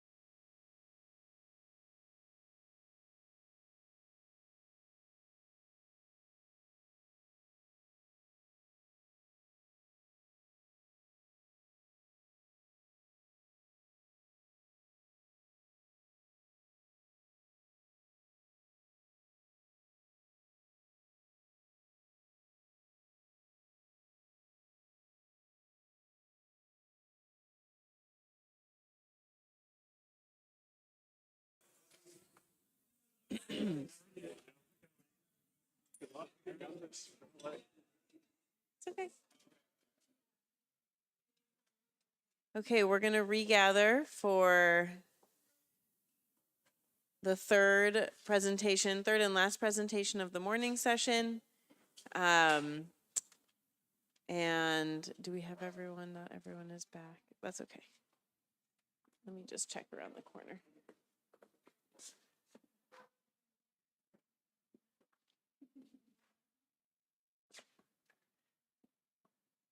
Okay, she'll be back in a second. Okay, so we have Joe, who's chaired by another Joe, and dual degree student. So Susan, thanks for joining us. And whenever you're ready. Sure. Okay, I just talk like this? That's how you talk. All right, not often that I do this. Hi everyone, I'm Joe Tenier. I am a dual degree student with architecture and preservation, and I don't do this often, so you'll have to excuse any issues I might have. But today I'm going to talk to you about the project that I investigated, Passerby Participant, the Baltimore World War II Project and Museum. My question is, how can we use architectural design to help convey multiple historical narratives in the same place? And the method I use is to take an abstract and general approach that finds connections between these different ideas. So that's what we're doing in this project. Now, I use a vehicle to do this, which is the history of Baltimore during World War II. And it's something that I didn't know very much about, but I use it as an example to guide my investigation. So if you ask me, and there are better and there are worse people to tell you this history, but if you ask me, the history of Baltimore during World War II is about production, power, and people. It is a history without a space because you don't often see it or think about it. One thing I want to note really quick before we go further is that a lot of the media that we see here, these photographs, these posters, they come from official sources, so they should be seen as things that reflect official narratives. Everything with an OWI, that's from the Office of War Information, so these are actually from photographers that were dispatched by the US government. Marjorie Collins and Arthur Siegel are the two. Most of the photographs come from Marjorie Collins. So just to say that to begin with. We thank them for their work. So to talk about production in Baltimore first, I made a map. This is based off of data that was collected by the Maryland Historical Society, and this is a map that shows all the different locations of production facilities that were involved in World War II production. It was defined mostly by a change from production for consumer goods towards wartime manufacturing. So a company that might have made like sport jackets would make like military uniforms. Major products that came out of the area were Liberty ships that were made here, airplanes that were made here. There were radio navigation devices that were made in Towson, just north of the city. So that's production in Baltimore. You can see it's spread throughout the entire region. Okay, the second thing that I would talk about, if you ask me about the history of Baltimore during World War II, is power. The federal government in particular was interested in Baltimore. They saw it, and they saw a bunch of problems. They saw a city with problems that they could fix. In particular, they were concerned about wartime production, and they thought that women and African Americans could be very useful sources of labor to replace people who had been drafted and to increase wartime production to meet the needs of the US. Here on this map are all the wartime power locations I could find. These are things like officers' clubs, the Wartime Manpower Commission, that had their office in Baltimore as well. And here we have a press release from the Office of War Information. We have ration stamps. They, of course, ran a ration program in the US. And here are some publicity photos for the Glenn L. Martin factory to recruit women to work there. Finally, I would talk about people. The experience of Baltimore, of course, is reflected in the people's experience. This map here on the left you see is the locations of all the next of kin of people who were killed while serving in the Navy, Marine Corps, Coast Guard, and Merchant Marines. That's about 1/7 of the total that was killed, so if you want all the people who were killed, multiply that by 7. Even if you didn't have anyone who was serving in the military, you were affected by the war, you saw propaganda, you were asked to serve and work more, you were affected by it in some way, shape, or form. So the question is, how do we tell a history? How do you tell a history that happened everywhere but didn't really happen in any particular location? That's what this project looks at. So, question again, how can you use architectural design to help convey multiple historical narratives? How do you tell the story of Baltimore in World War II among other narratives in the city? There are 4 questions I look at. What is a historic place? How do we experience space generally? How do we design for historic experience? And how does the city interact with its past? So the first thing is to find out a definition of historic place. Turns out that's a little bit less intuitive than you might think. It's not oftentimes just discussed plainly, but if you look at the National Park Service's documentation for their forms that you use to nominate a building to the National Register of Historic Places, you can find there are basically 3 elements to a historic place. You need the place itself, you need a narrative, and you need some way for that place to convey the narrative. There are 2 terms that are associated with that, that's significance and integrity. Significance basically is how important the history is. Some histories are more important than others. They affect more people. Integrity is how well that history, that place conveys that history. So these are main things in preservation, are significance and integrity. And they define integrity as location, design, settings, materials, workmanship, feeling, and association. Makes more sense when you actually work with it. Okay. How do we experience space? So just generally, how do people experience all spaces? And for this, I looked at a theory from Edward Soja. He was an American geographer working off of the Frenchman Henri Lefebvre, sociologist. And what he says basically is that there are 3 levels to space: first space, second space, and third space. First space is like the physical materiality that you interact with every day. Second space is the narrative that is overlaid onto the physical materiality. And third space is how you relate to that. It's the perceived, the conceived, and the lived. By the way, you might hear the word place. When I say place, I probably am referring to like first space. It's like a little confusing, but space has all those levels to it, and place is just a thing that you interact with. Okay. Another theory, which is similar, but somewhat different, is Michel de Certeau's idea of what makes space. He says space is a practice that is created. There are 2 parties of actors. There are people who pursue strategies and people who pursue tactics. And the difference between a strategy and a tactic is that a strategy is something that is made physical. These are people who have power over the physical environment, like architects, developers, planners. However, space does not exist until it is consumed by someone who employs a tactic to consume it. So tactics are how you, the user, respond to the space. So a certain place may have different meanings based on who is using it. Like a monument, for example, might have people who agree with the monument and treat it with solemnity, or it might have people who don't agree with it and do not respect it, or it might be people, might be created by people who have no idea what it is. 3 different constructions of space based on who's using it and who is employing the tactic.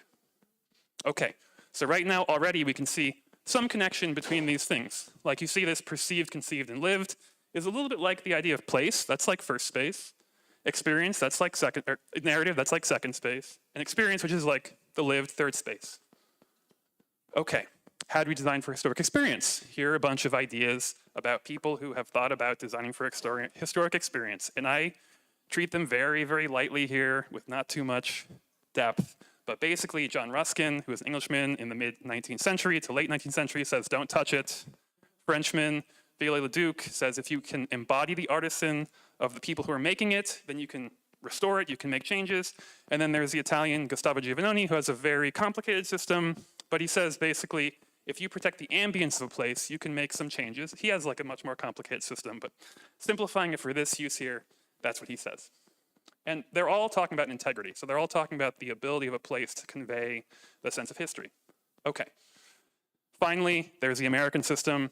The Secretary of the Interior standards for the treatment of historic properties. They have 4 levels: preservation, restoration, reconstruction, and rehabilitation. They are all kind of related to these things. So preservation, which is stabilizing and protecting, is a lot like Ruskin's, don't touch it. Viollet-le-Duc is a little bit like restoration.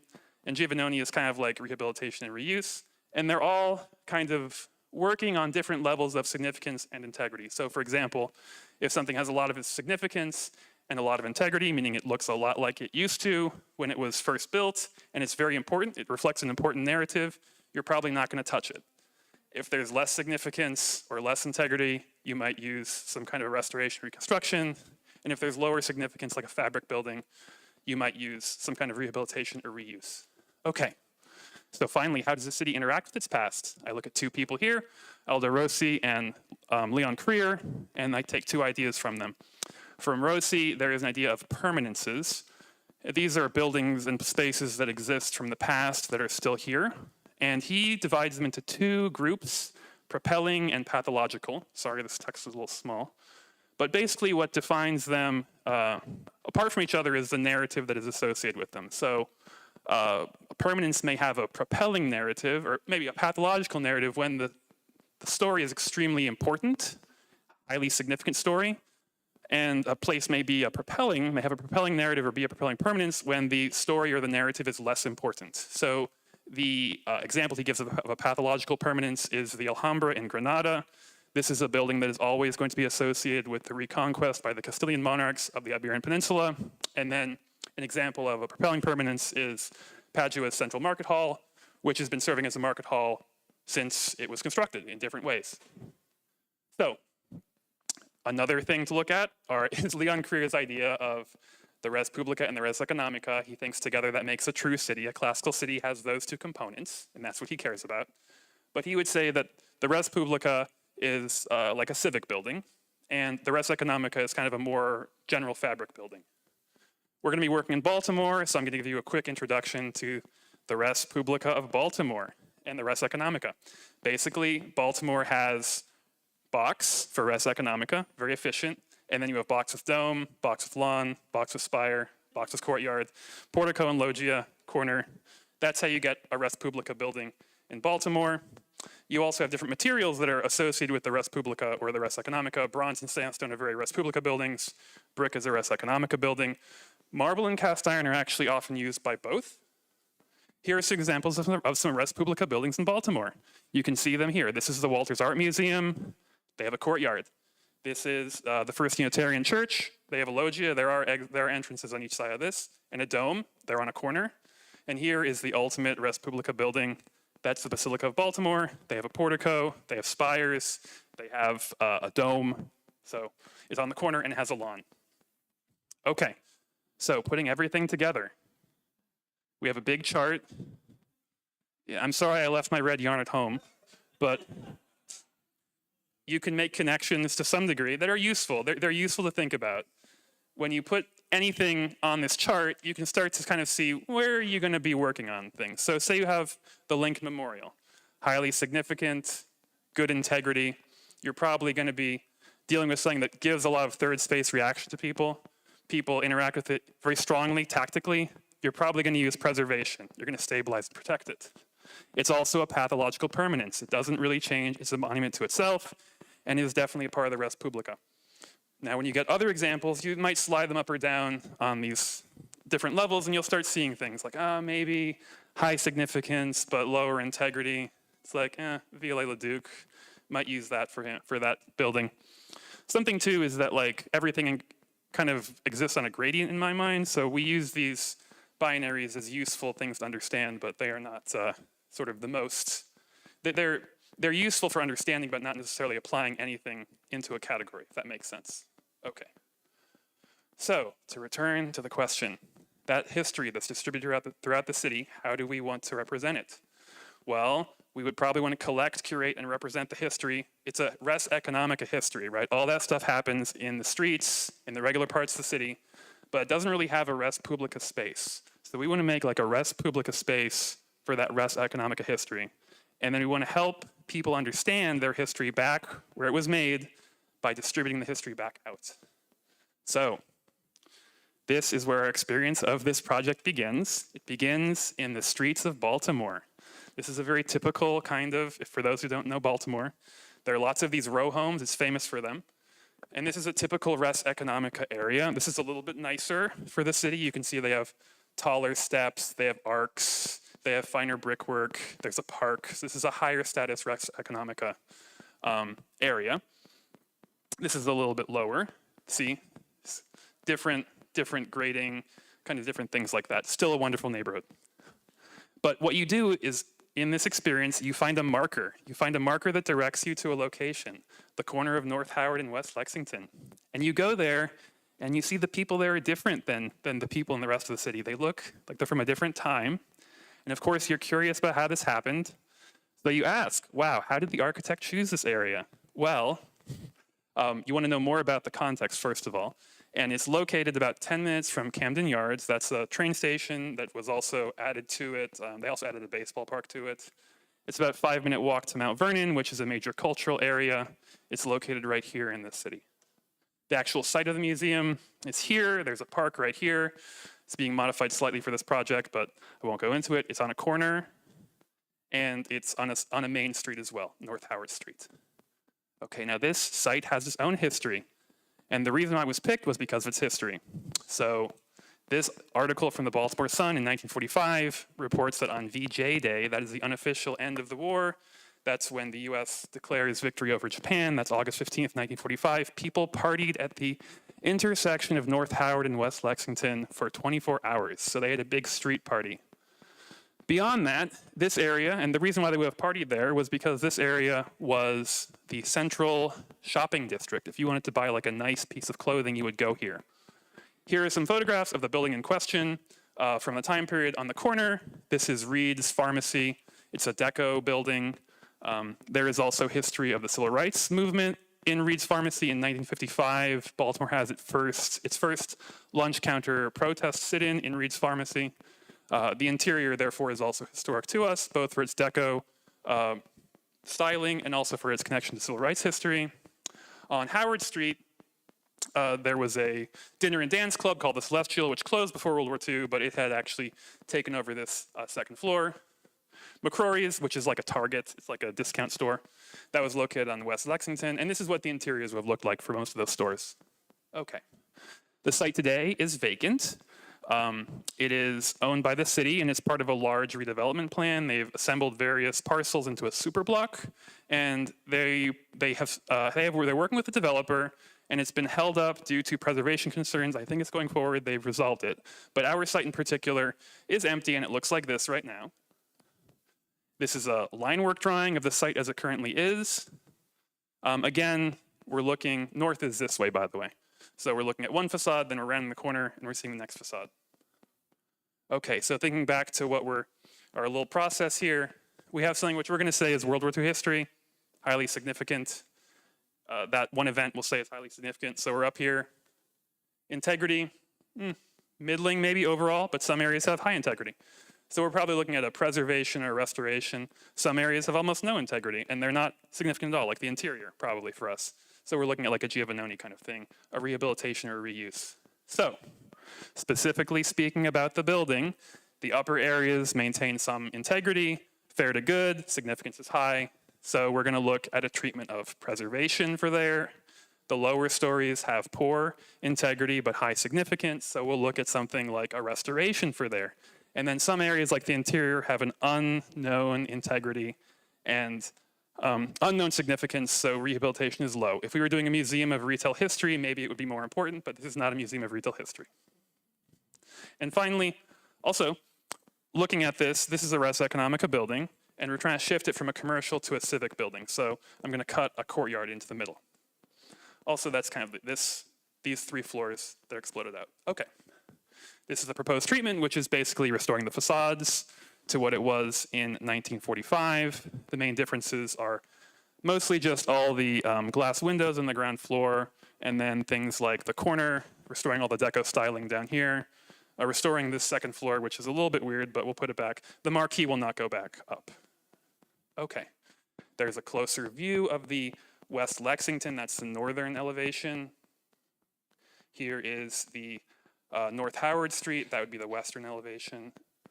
Okay, now it turns out that restoring the facades locks us into a bunch of design decisions. So because they have divisions between the buildings and they have windows, it more or less lays out a grid for us that we need to follow in the building. So walls on the interior are gonna follow at least one room deep that kind of facade treatment that you see there. So just treating the facade locks in a lot of the program for us. Okay. Also, I wanted to note that there are various programmatic activities going on in there. On the first floor, you can actually run the theater, the museum, the cafe, and the archive separately. They all have their own like separate systems that interact only through the HVAC, so they can all operate for people individually.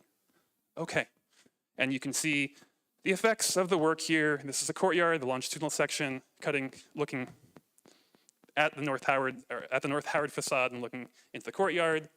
Archives, museum, loading dock in the back. These sections jog, so just be aware of that if you look more closely later. This is the transverse section, so entering the courtyard, you would see this. Again, the section jogs to display the courtyard in the Reed's Pharmacy. Okay, almost done. So we return back to our experience, the Museum and Research Center. There you are, you enter the building and you see the interior courtyard. By the way, it looks like the great space because the building that was used to regulate it That is, this one happens to be the same width as the great space, including the aisles, and I put a courtyard in there. So this is taller, though. Could be. And then this is the Reed's Pharmacy space. So that's, again, they had a kind of a courtyard in that Res Economica building. They're kind of, they're using that language a little bit. Large exhibit gallery, which is located right here on the second floor. And then you're exiting through the second floor view of the courtyard. And finally, very important, before you leave, you get a pin from the gift shop and you remember your experience. And when you go back to the street, you see all your friends from the museum in the street. They've all joined you back in the city of Baltimore. You see the past in the place where you used to live.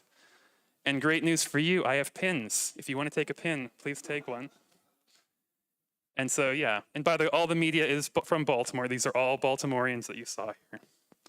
So again, to return to the question, how can we use architectural design to help convey multiple historical narratives in the same place? Through the study of narrative significance, integrity, urbanism, and an appreciation of how people create space. Thank you very much, and I look forward to hearing your questions.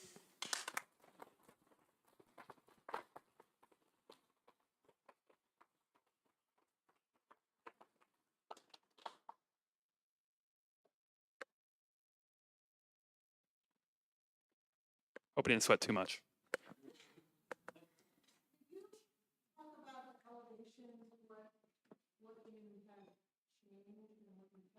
Sure. Yes.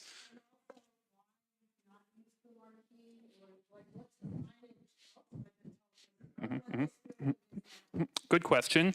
It would just mostly be a decal, actually, on the front window, I think. So the reason for that is, first of all, the marquee, I would assume, was taken down and used for scrap in World War II. So we know the place closed in the 40s, so the marquee probably came down. Secondly, I don't want to lie about the building. I don't think that, using more of like a Ruskinian view of it, we don't, by restoring all the signs and things, we make it seem like the history of disinvestment in the area never happened, when actually it did.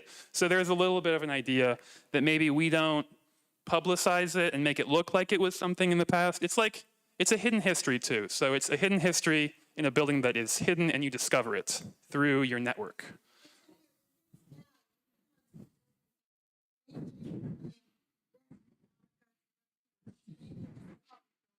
Mm-hmm. Mm-hmm. When you go inside, it's a courtyard. You would, I hope you'd be curious about the sign that you saw and go inside and see that it says the museum. Yes? I think there might be something between preserving the signage and acknowledging this transformation that is now a public space. Yeah, I mean, when you maintain the materiality, it's difficult, I think, by the preservation treatment, it makes it difficult to like really play with the exteriors of it. So that is a good question. It's a good point, though. Something that could be explored further. I think related to that, I was just wondering if you could point out on your elevation where the main entry is. Sure, thank you. It would be right here in the restored one, so right here. Okay. Yeah, I'm sorry, it's difficult to portray it, I think, and I did not make an axon because this is all line work, not modeled, so. Sure. So, first of all, in sight, we're here in Baltimore, facing north. Here is the building, going north.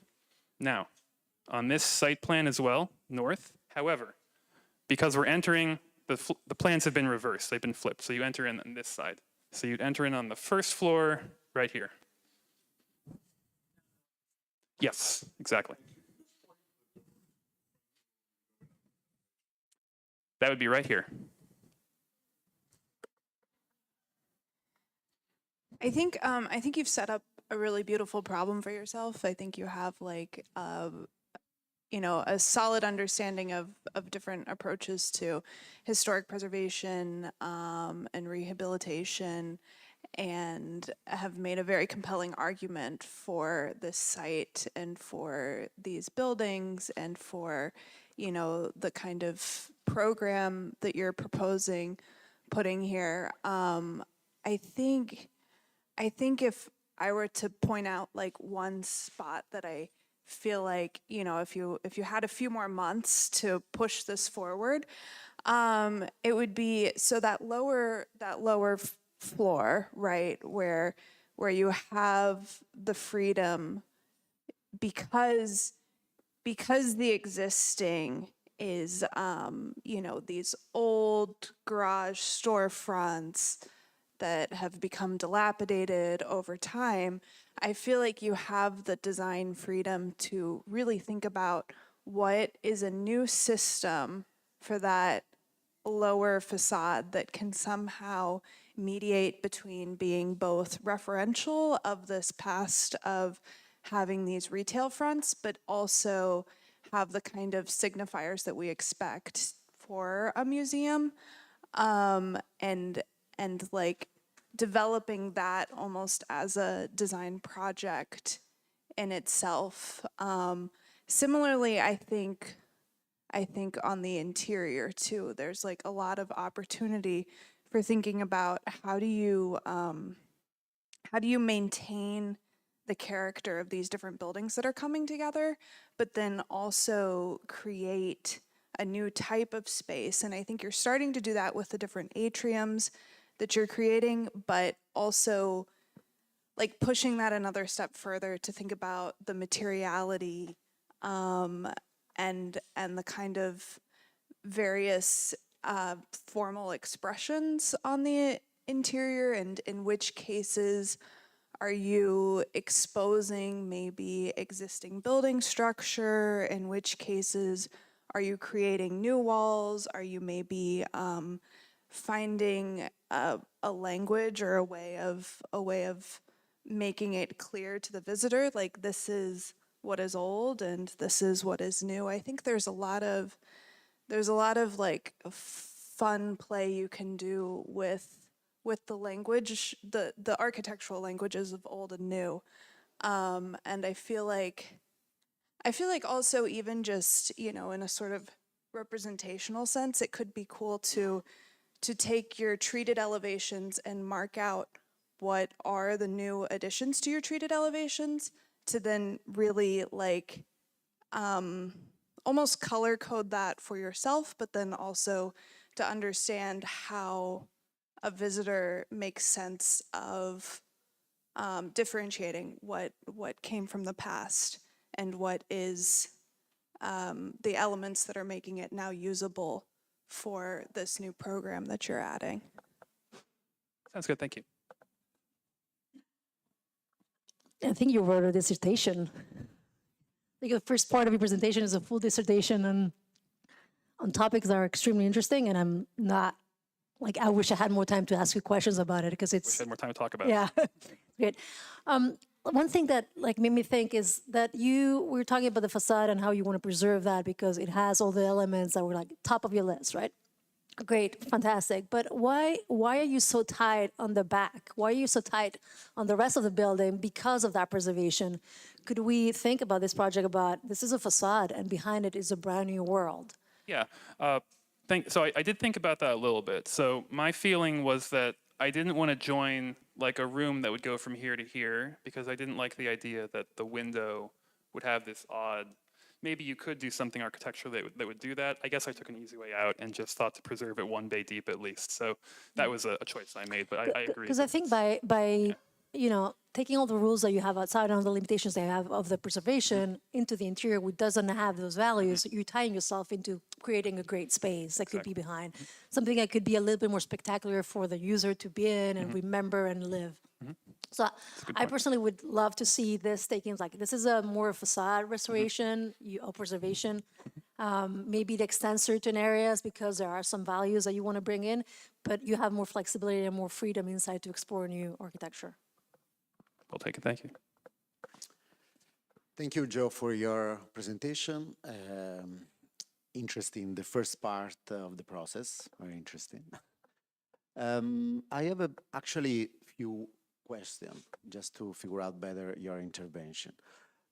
First of all, I wonder if for each building you have a different class of intervention. So in terms of zoning code, probably there is some building that you can work more in preservation, other in rehabilitation, other in reuse. So if there are different age, timing when it was built, or different typology, so that's is the first question. Okay. Oh, like, do I think there is? As far as the zoning is concerned, I think they're all zoned the same, so it's commercial. The same. Yeah. Although I believe the actual plans, they're doing like an adaptive reuse with residential on top, I think, and ground floor retail. I don't know that much about it. I just have seen their renderings. I think that's what they're doing. As far as the age of the buildings, I mean, this is like a late Victorian. This is like 1920s, 1930s. This is 1930s. Most of them date from the late 19th century. These are the oldest ones. This is like a 1920s building.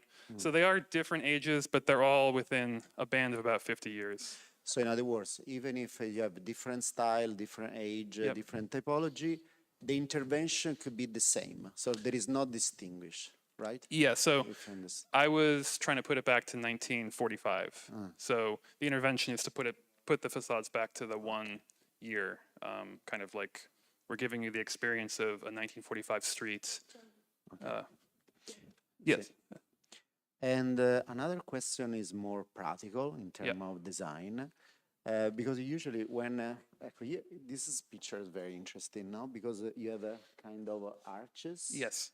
That was filled at a certain moment. This was used to be a different facade, maybe. You found some historical images? Yes, so initially the facade was this here, which matches what I've drawn back up here. In the 1940s or 50s, they filled this all in with some kind of like a granite revetment of some sort. There were no windows on it actually. And then I think in the 1980s, they put, this is like I'm not sure, it's like a steel.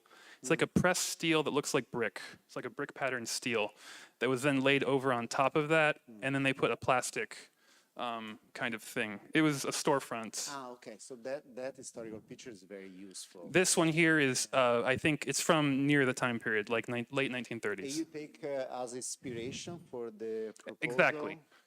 Exactly what I did was to look at this and determine where on the facade different elements were, and then to redraw them on the building. So I looked at this and I lined up like, oh, the windows are here. I know these look strange, like this gap is a real thing. They did have like a larger gap between the two. That's how they, I guess, negotiated the different facades when they put that thing across. So they tried to make a consistent base structure for that restaurant. The restaurant, dance club, it occupied the entire second floor. You would actually enter here, you'd go upstairs, and then you'd have the entire second floor for that. And another question is about, so if you don't know the area, I mean, I don't know the area, if I walk here, for me, it look like 3 different houses rather than one building. And also because you have a barrier walls behind here, right? So, yep, I will say these should be frame construction. My understanding is that they are frame construction based on the brickwork. It's a running bond. Also, this is this Sanborn map. I don't know how familiar you all are with these. These are fire insurance maps. So a company that sold fire insurance, they made very detailed maps about different buildings, and they note the construction type, and they note like it's a frame building. And they also note various attributes of it. So here's our building here. Even in this is from 1952, I think. Even at that period, actually, the different buildings had been joined together for retail purposes. So yeah, something I think in Baltimore's development that's very interesting is they would develop it a little piece by piece. So like this sliver would be developed, then if they needed more room, they would develop something else, or they'd tear it down. And so the development is on a much smaller scale, and it's piecemeal. No, it's very clear. Maybe my suggestion could be also to help to figure out better your process, your study, your proposal, with some diagrams, simple diagrams that show maybe with a 2 color. For example, we use yellow for demolition, red for construction. Okay. So that could be more clear the intervention. Okay. You know what I mean? Makes sense. Thank you. Thank you you so much. Hi, Joseph. Nice to see you Likewise, good to again. see you, Dr. Nkrupe. Brian took us to lunch. Where's Brian? It was It good was a lunch. very good lunch. Thank you. And I remember you were, I think, at the origins of this, and so we talked a little bit Yep. about preservation in Italy. And if I'm not mistaken, I had suggested you visit 3 museums. Yes, How many did you get to I see? visited one. Which one? I forgot the name of it. So, It's for the artist in the old church. okay, Stick, okay. yeah. So you went to the Museo Marino Marini. Exactly, Marina Marini, Okay. that's the one. And And it actually, it is in this building, by the way, a little bit. a Yeah. little bit. Yep. I was actually thinking that the other 2 museums I had suggested, one was the Gucci Museum, and the other was the Museo degli Innocenti. The Gucci Museum actually was the one I was positive you had visited because I was looking Oh. at elements Hadn't seen it. in here. Yes, you went there. Okay, but I didn't hear about good. it. Let him discover it. Okay. No. I think it was closed or something. When Okay, no, I'm not. remember This is in exactly. no It's okay. way. That's okay. I'm not scolding you. No, no. Tried my best. Please don't. I'm just saying that and maybe I will hear some opinions about this, but the way that the exterior was very effectively in your design brought back to the original, conditions. This is very much Giovannoni. Very much Giovannoni is how instead you treated the insides, right? So you didn't, unite, you kept the exterior as faithful as possible. But inside, it's hard for me to find the images, right, of the original pharmacy and the original. So I'm thinking that, I was thinking, I'm sure he went to see Gucci because Gucci maintains the exterior so effectively and so respectfully. And then the inside does basically whatever he wants to make this space a museum. Right, because that's What it that is. was the point. So show me where you would use Marino Marini. Oh, so I think the idea that I had from that, and maybe I took a different lesson from that building, was from what I observed, is they basically saw what was important about the building, this church, and then the room by, not Bernini, by the guy who did the dome. Wow, forgetting everyone. Yeah, okay. So he did that room, and that was preserved and kept in a very, Alberti, thank you, was done and kept in exactly its same state. But then the rest of the building, they kind of introduced this infrastructure on the inside that maintained the base structure of the church, but was really supporting everything with a new construction. And so that was the idea that I took from that building. So your intervention is structurally independent. Yes. From okay. I'm not sure exactly how you build it, but I certainly know. That's okay. That's a different dissertation. So to clarify, are you saying that you essentially are like doing one of these projects where you've like demoed everything behind the facades and then rebuilt everything? So one issue with this is I don't have access to information about what the insides of the buildings are like. I can only assume based on what I see on the outside and how I would assume the building was built. So I would assume, they're still standing, so there's something holding it up. I would assume that there are some kinds of partitions between the buildings. I know they're frame buildings, so they must have something inside. You can also see like various windows. There's like elevator shafts in certain areas. So all of that is that's all the information I have about the inside. So I don't really know. Your approach is everything is brand new on the inside. Yes. Other than the divisions of Yes, I would say it's all yes. So there's not a lot of significance on the inside of the building to the narrative that I'm telling, and I also don't know the conditions. I assume they're bad, So low integrity. yeah, so I just want to start with the fact that I think it's actually interesting that you said you don't present very often, and you actually present very well. Like it's almost it felt like you're like in a comedy club or something. Your Wow, okay, thank you. timing, All right, thank you. your timing was perfect. The way you kind of delivered. All right, thanks. So anyway, I just thought I think that's important to realize when you actually have strengths that maybe you don't think they are. Thanks. I think where like it's clear that some of your strengths aren't is kind of where I've been looking, just trying to, you did do a building, so I want to understand the building. I think the biggest thing to me is like this conversation about diagram and Okay. like you helping us understand what it is that you're trying to show us. And so I love this idea of doing like a diagram that's almost like a step between the previous or the current elevation and the new elevation. Okay. Like articulating what's been changed. Yeah. Like telling us literally so we can see. And it Okay. would have been beautiful to see that as like an overlay in your presentation. Okay. Like one elevation, the highlighting of the things you've taken away, the things that you've added, and then the final. Sounds This good. idea of like narrating us through what you've done. Mm-hmm. And then the second part of that, the piece that it's only happening as far as I can tell right here. And it doesn't happen at all in the perspectives. I want to see how your architecture, the design of the space relates to this more. So whether that's an axonometric that kind of explodes, that shows facade and space, or the perspectives, like you're showing perspectives where I'm looking back at stuff that's kind of like inconsequential. Like I want to be looking back, seeing, what do I see from inside my favorite facade, which is this one right here.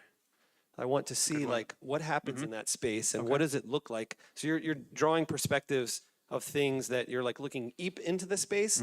I want to see the connection because your story is about the connection between the space and the thing that you're putting the stuff in. So it's actually makes it hard for me to critique the building without like having more of that information. Sounds good.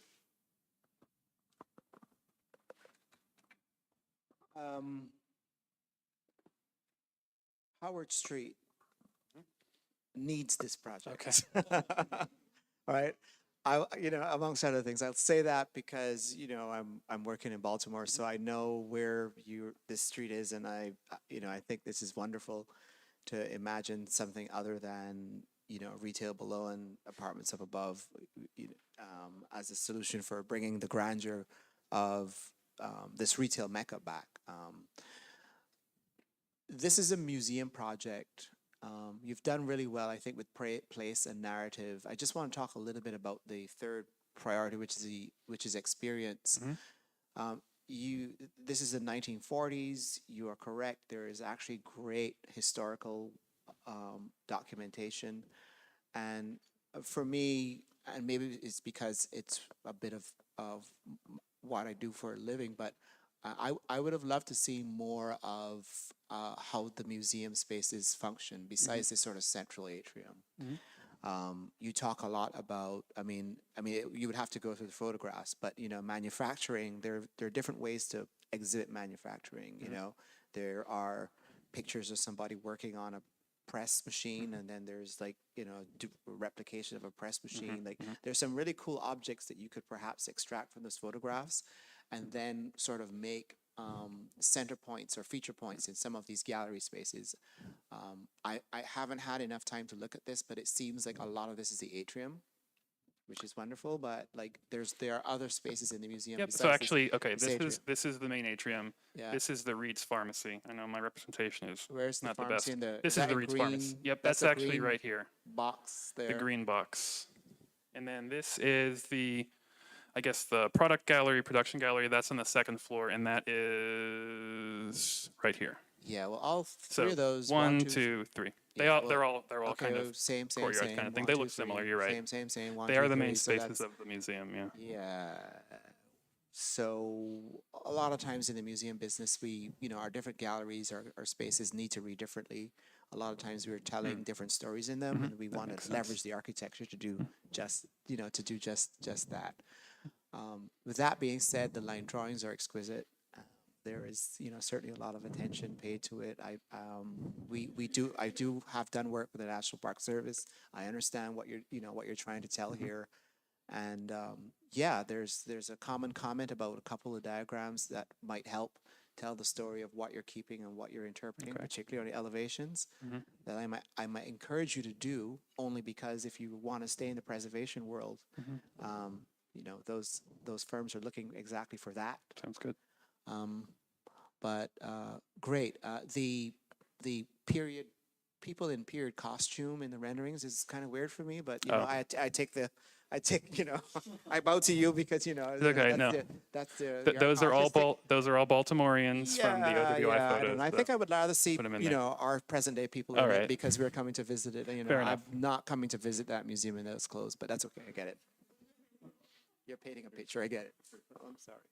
So, Joseph, Yes, a hello. friend of mine, one of my partners in our office said to me once, it was a very wonderful observation. He said, you know, most good architecture outlives its original use, which is really a really important way to think about architecture, because you want to make buildings that people, you know, use and can use over and over again, right? And so I think you're to be applauded for putting forward something like this that says, you know, these are great buildings, we have to find a use for them, and Baltimore has an important history relative to this particular period, and memorializing that in the museum. I think and what comes with that are challenges. So, for example, people were talking about the registration of the different buildings on the interior and stuff. You know, if you had had more of the existing structure to work with, one of the preservation and adaptive reuse issues might be, as you have done it, making sure people understand the spatial distinction between the different facade pieces on the interior, and I think that would be an important thing.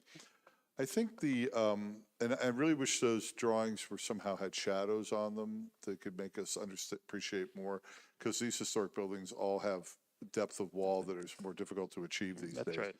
I think one thing, and the project that keeps hopping into my mind about this is the original home of the Spy Museum.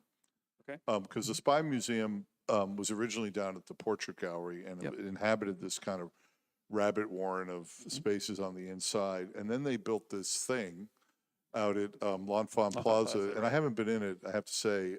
It's not the kind of building, I don't look at that building and say, oh, gee, let's go in there. It's a little strange looking, I have to say, and it's trying really hard to kind of attract attention and stuff.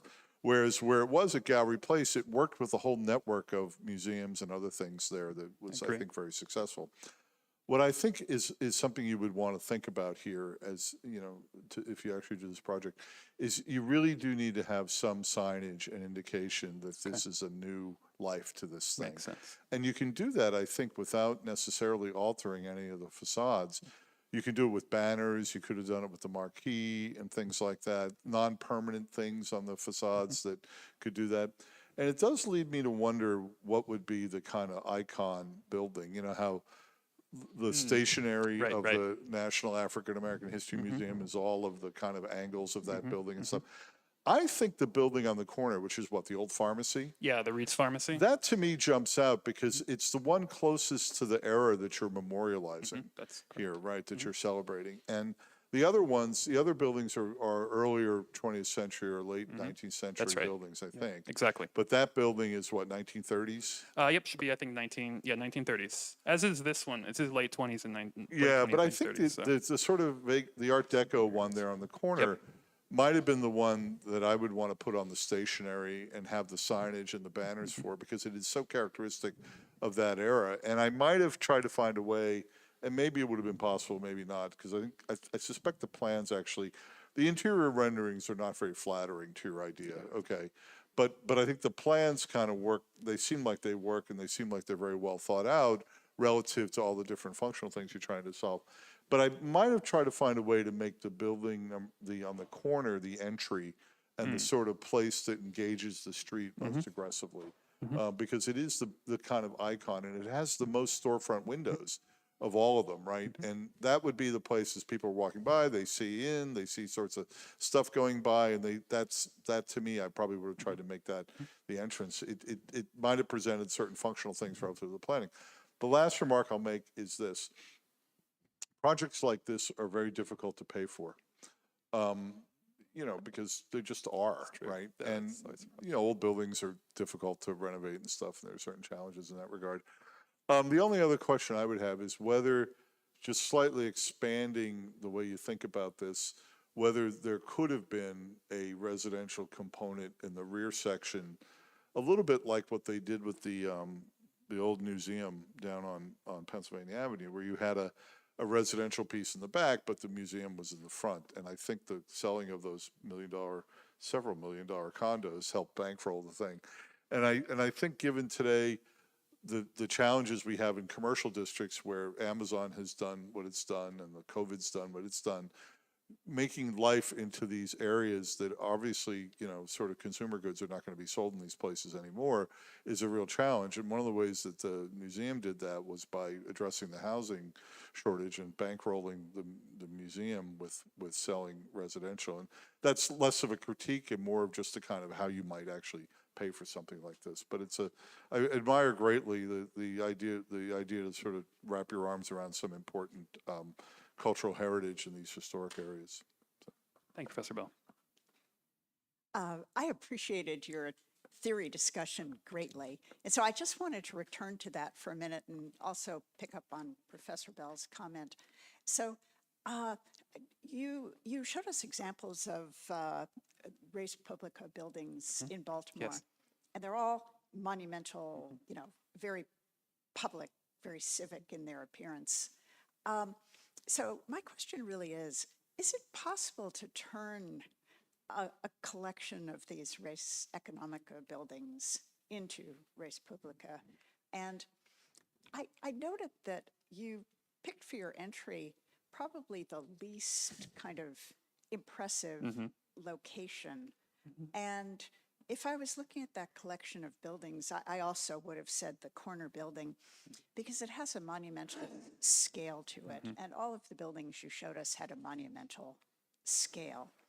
So while I think that you've really made this look like a public building on the interior, I do, you know, just putting the Leon Creer hat on, you know, I just wonder, is it possible to make a civic building without any of the iconography of civicness? And I understand that they're kind of competing goods here. You certainly don't want to break fresh ground and, you know, build a new building. You don't want to knock these down and build a new building. But I wonder when you have a kind of monumental building on hand there, if you don't have a kind of need to make that the kind of grand entrance. Understood. I'll give it right to you, because I know we're getting hungry, but sure. There is a tradition, though, I think, in America of civic buildings going the whole range from being all-out career and being objects, as in that little diagram that Leon Creer does, to civic buildings being impacted and actually buried within the fabric. And that's why I too agree that the building on the corner has the largest potential for achieving this. But I think about like things like all those branch buildings of the New York Public Library that McKim, Mead, and White did, or churches by Cram, Goodhue, Ferguson, whoever they were at the time, embedded into the corners of blocks and only having a kind of partial object-like quality, a kind of tension between being Re Publica and Re Economica. So I think that I agree with you. I think there's a way to find a middle ground. Thank you, and thank you for the pronunciation as well, the correct pronunciation. Congratulations, Joe. It's been great to work with you over many, many years. And over this semester on the committee and as the coordinator. I think the success of your metabolizing the theory can't be understated. It's really unique, I think, in the cohort, in the thesis program, to have such an anchoring in theory, such a comfort and the fluency that you're demonstrating, not just at kind of taking things at face value, but really metabolizing, taking energy and strength and synthesizing to teach us a history and theory lesson at the same time, which is really impressive. I think we all learned a lot, and that's really hard to do, even as an individual, just kind of synthesizing all the information and then to represent it out, I think, as Alex said, in a successful, funny, accessible way. And I think it really is unlike a lot of the other approaches that we see taken towards design through the thesis program. So it's great to see such a unique approach as well.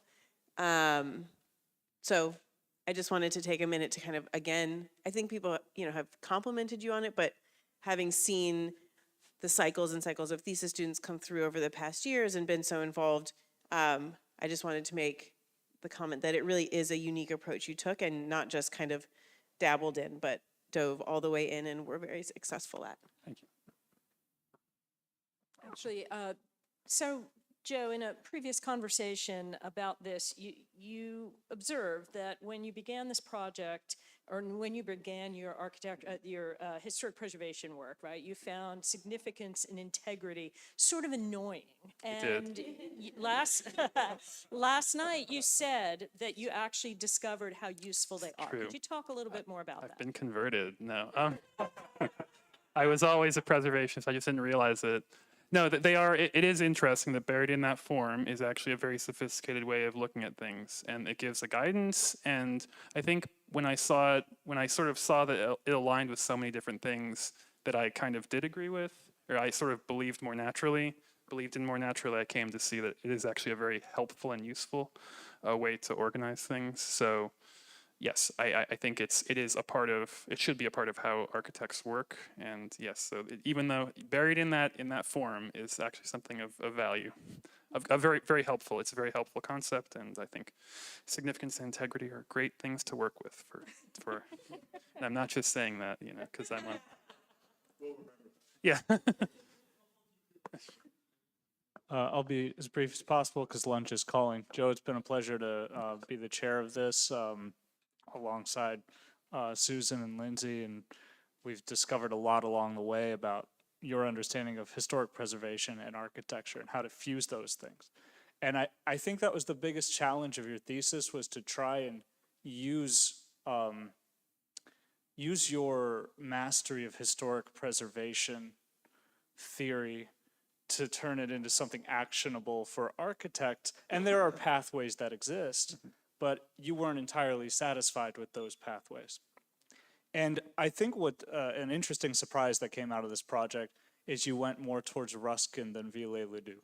And I don't see them as on a spectrum. I see them as like passionately opposed to each other's theories. But the thing is, Viollet-le-Duc was an architect, and Ruskin's theory is, like you said, don't touch it. It's a very good summary of that. So how do you take don't touch it and make a design language out of that? And I think your project had what you found, and I think what you're going to continue to find through this journey is that creates an incredible amount of tension between the fabric you're working with and the experience you're trying to put into the building. And that conflict will manifest at every scale of the project. How do you actually draw attention to this building as a unit when it's made up of different facades? I think you could have perhaps used more glazing along the ground floor, just so that that could be a tie for all these facades. But I also think the idea of that monumental corner building is also a really good idea. But I want you to embrace that tension moving forward, because that's where it's at. That's what you're doing. Thanks, Joe. Thank you.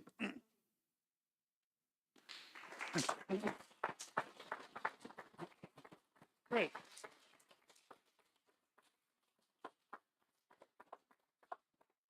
Congratulations to all three of our morning presenters. We have a 1-hour break, so if you're students, please pin down, pin up. Faculty will be up in the office, and we'll be back here together at 2 p.m.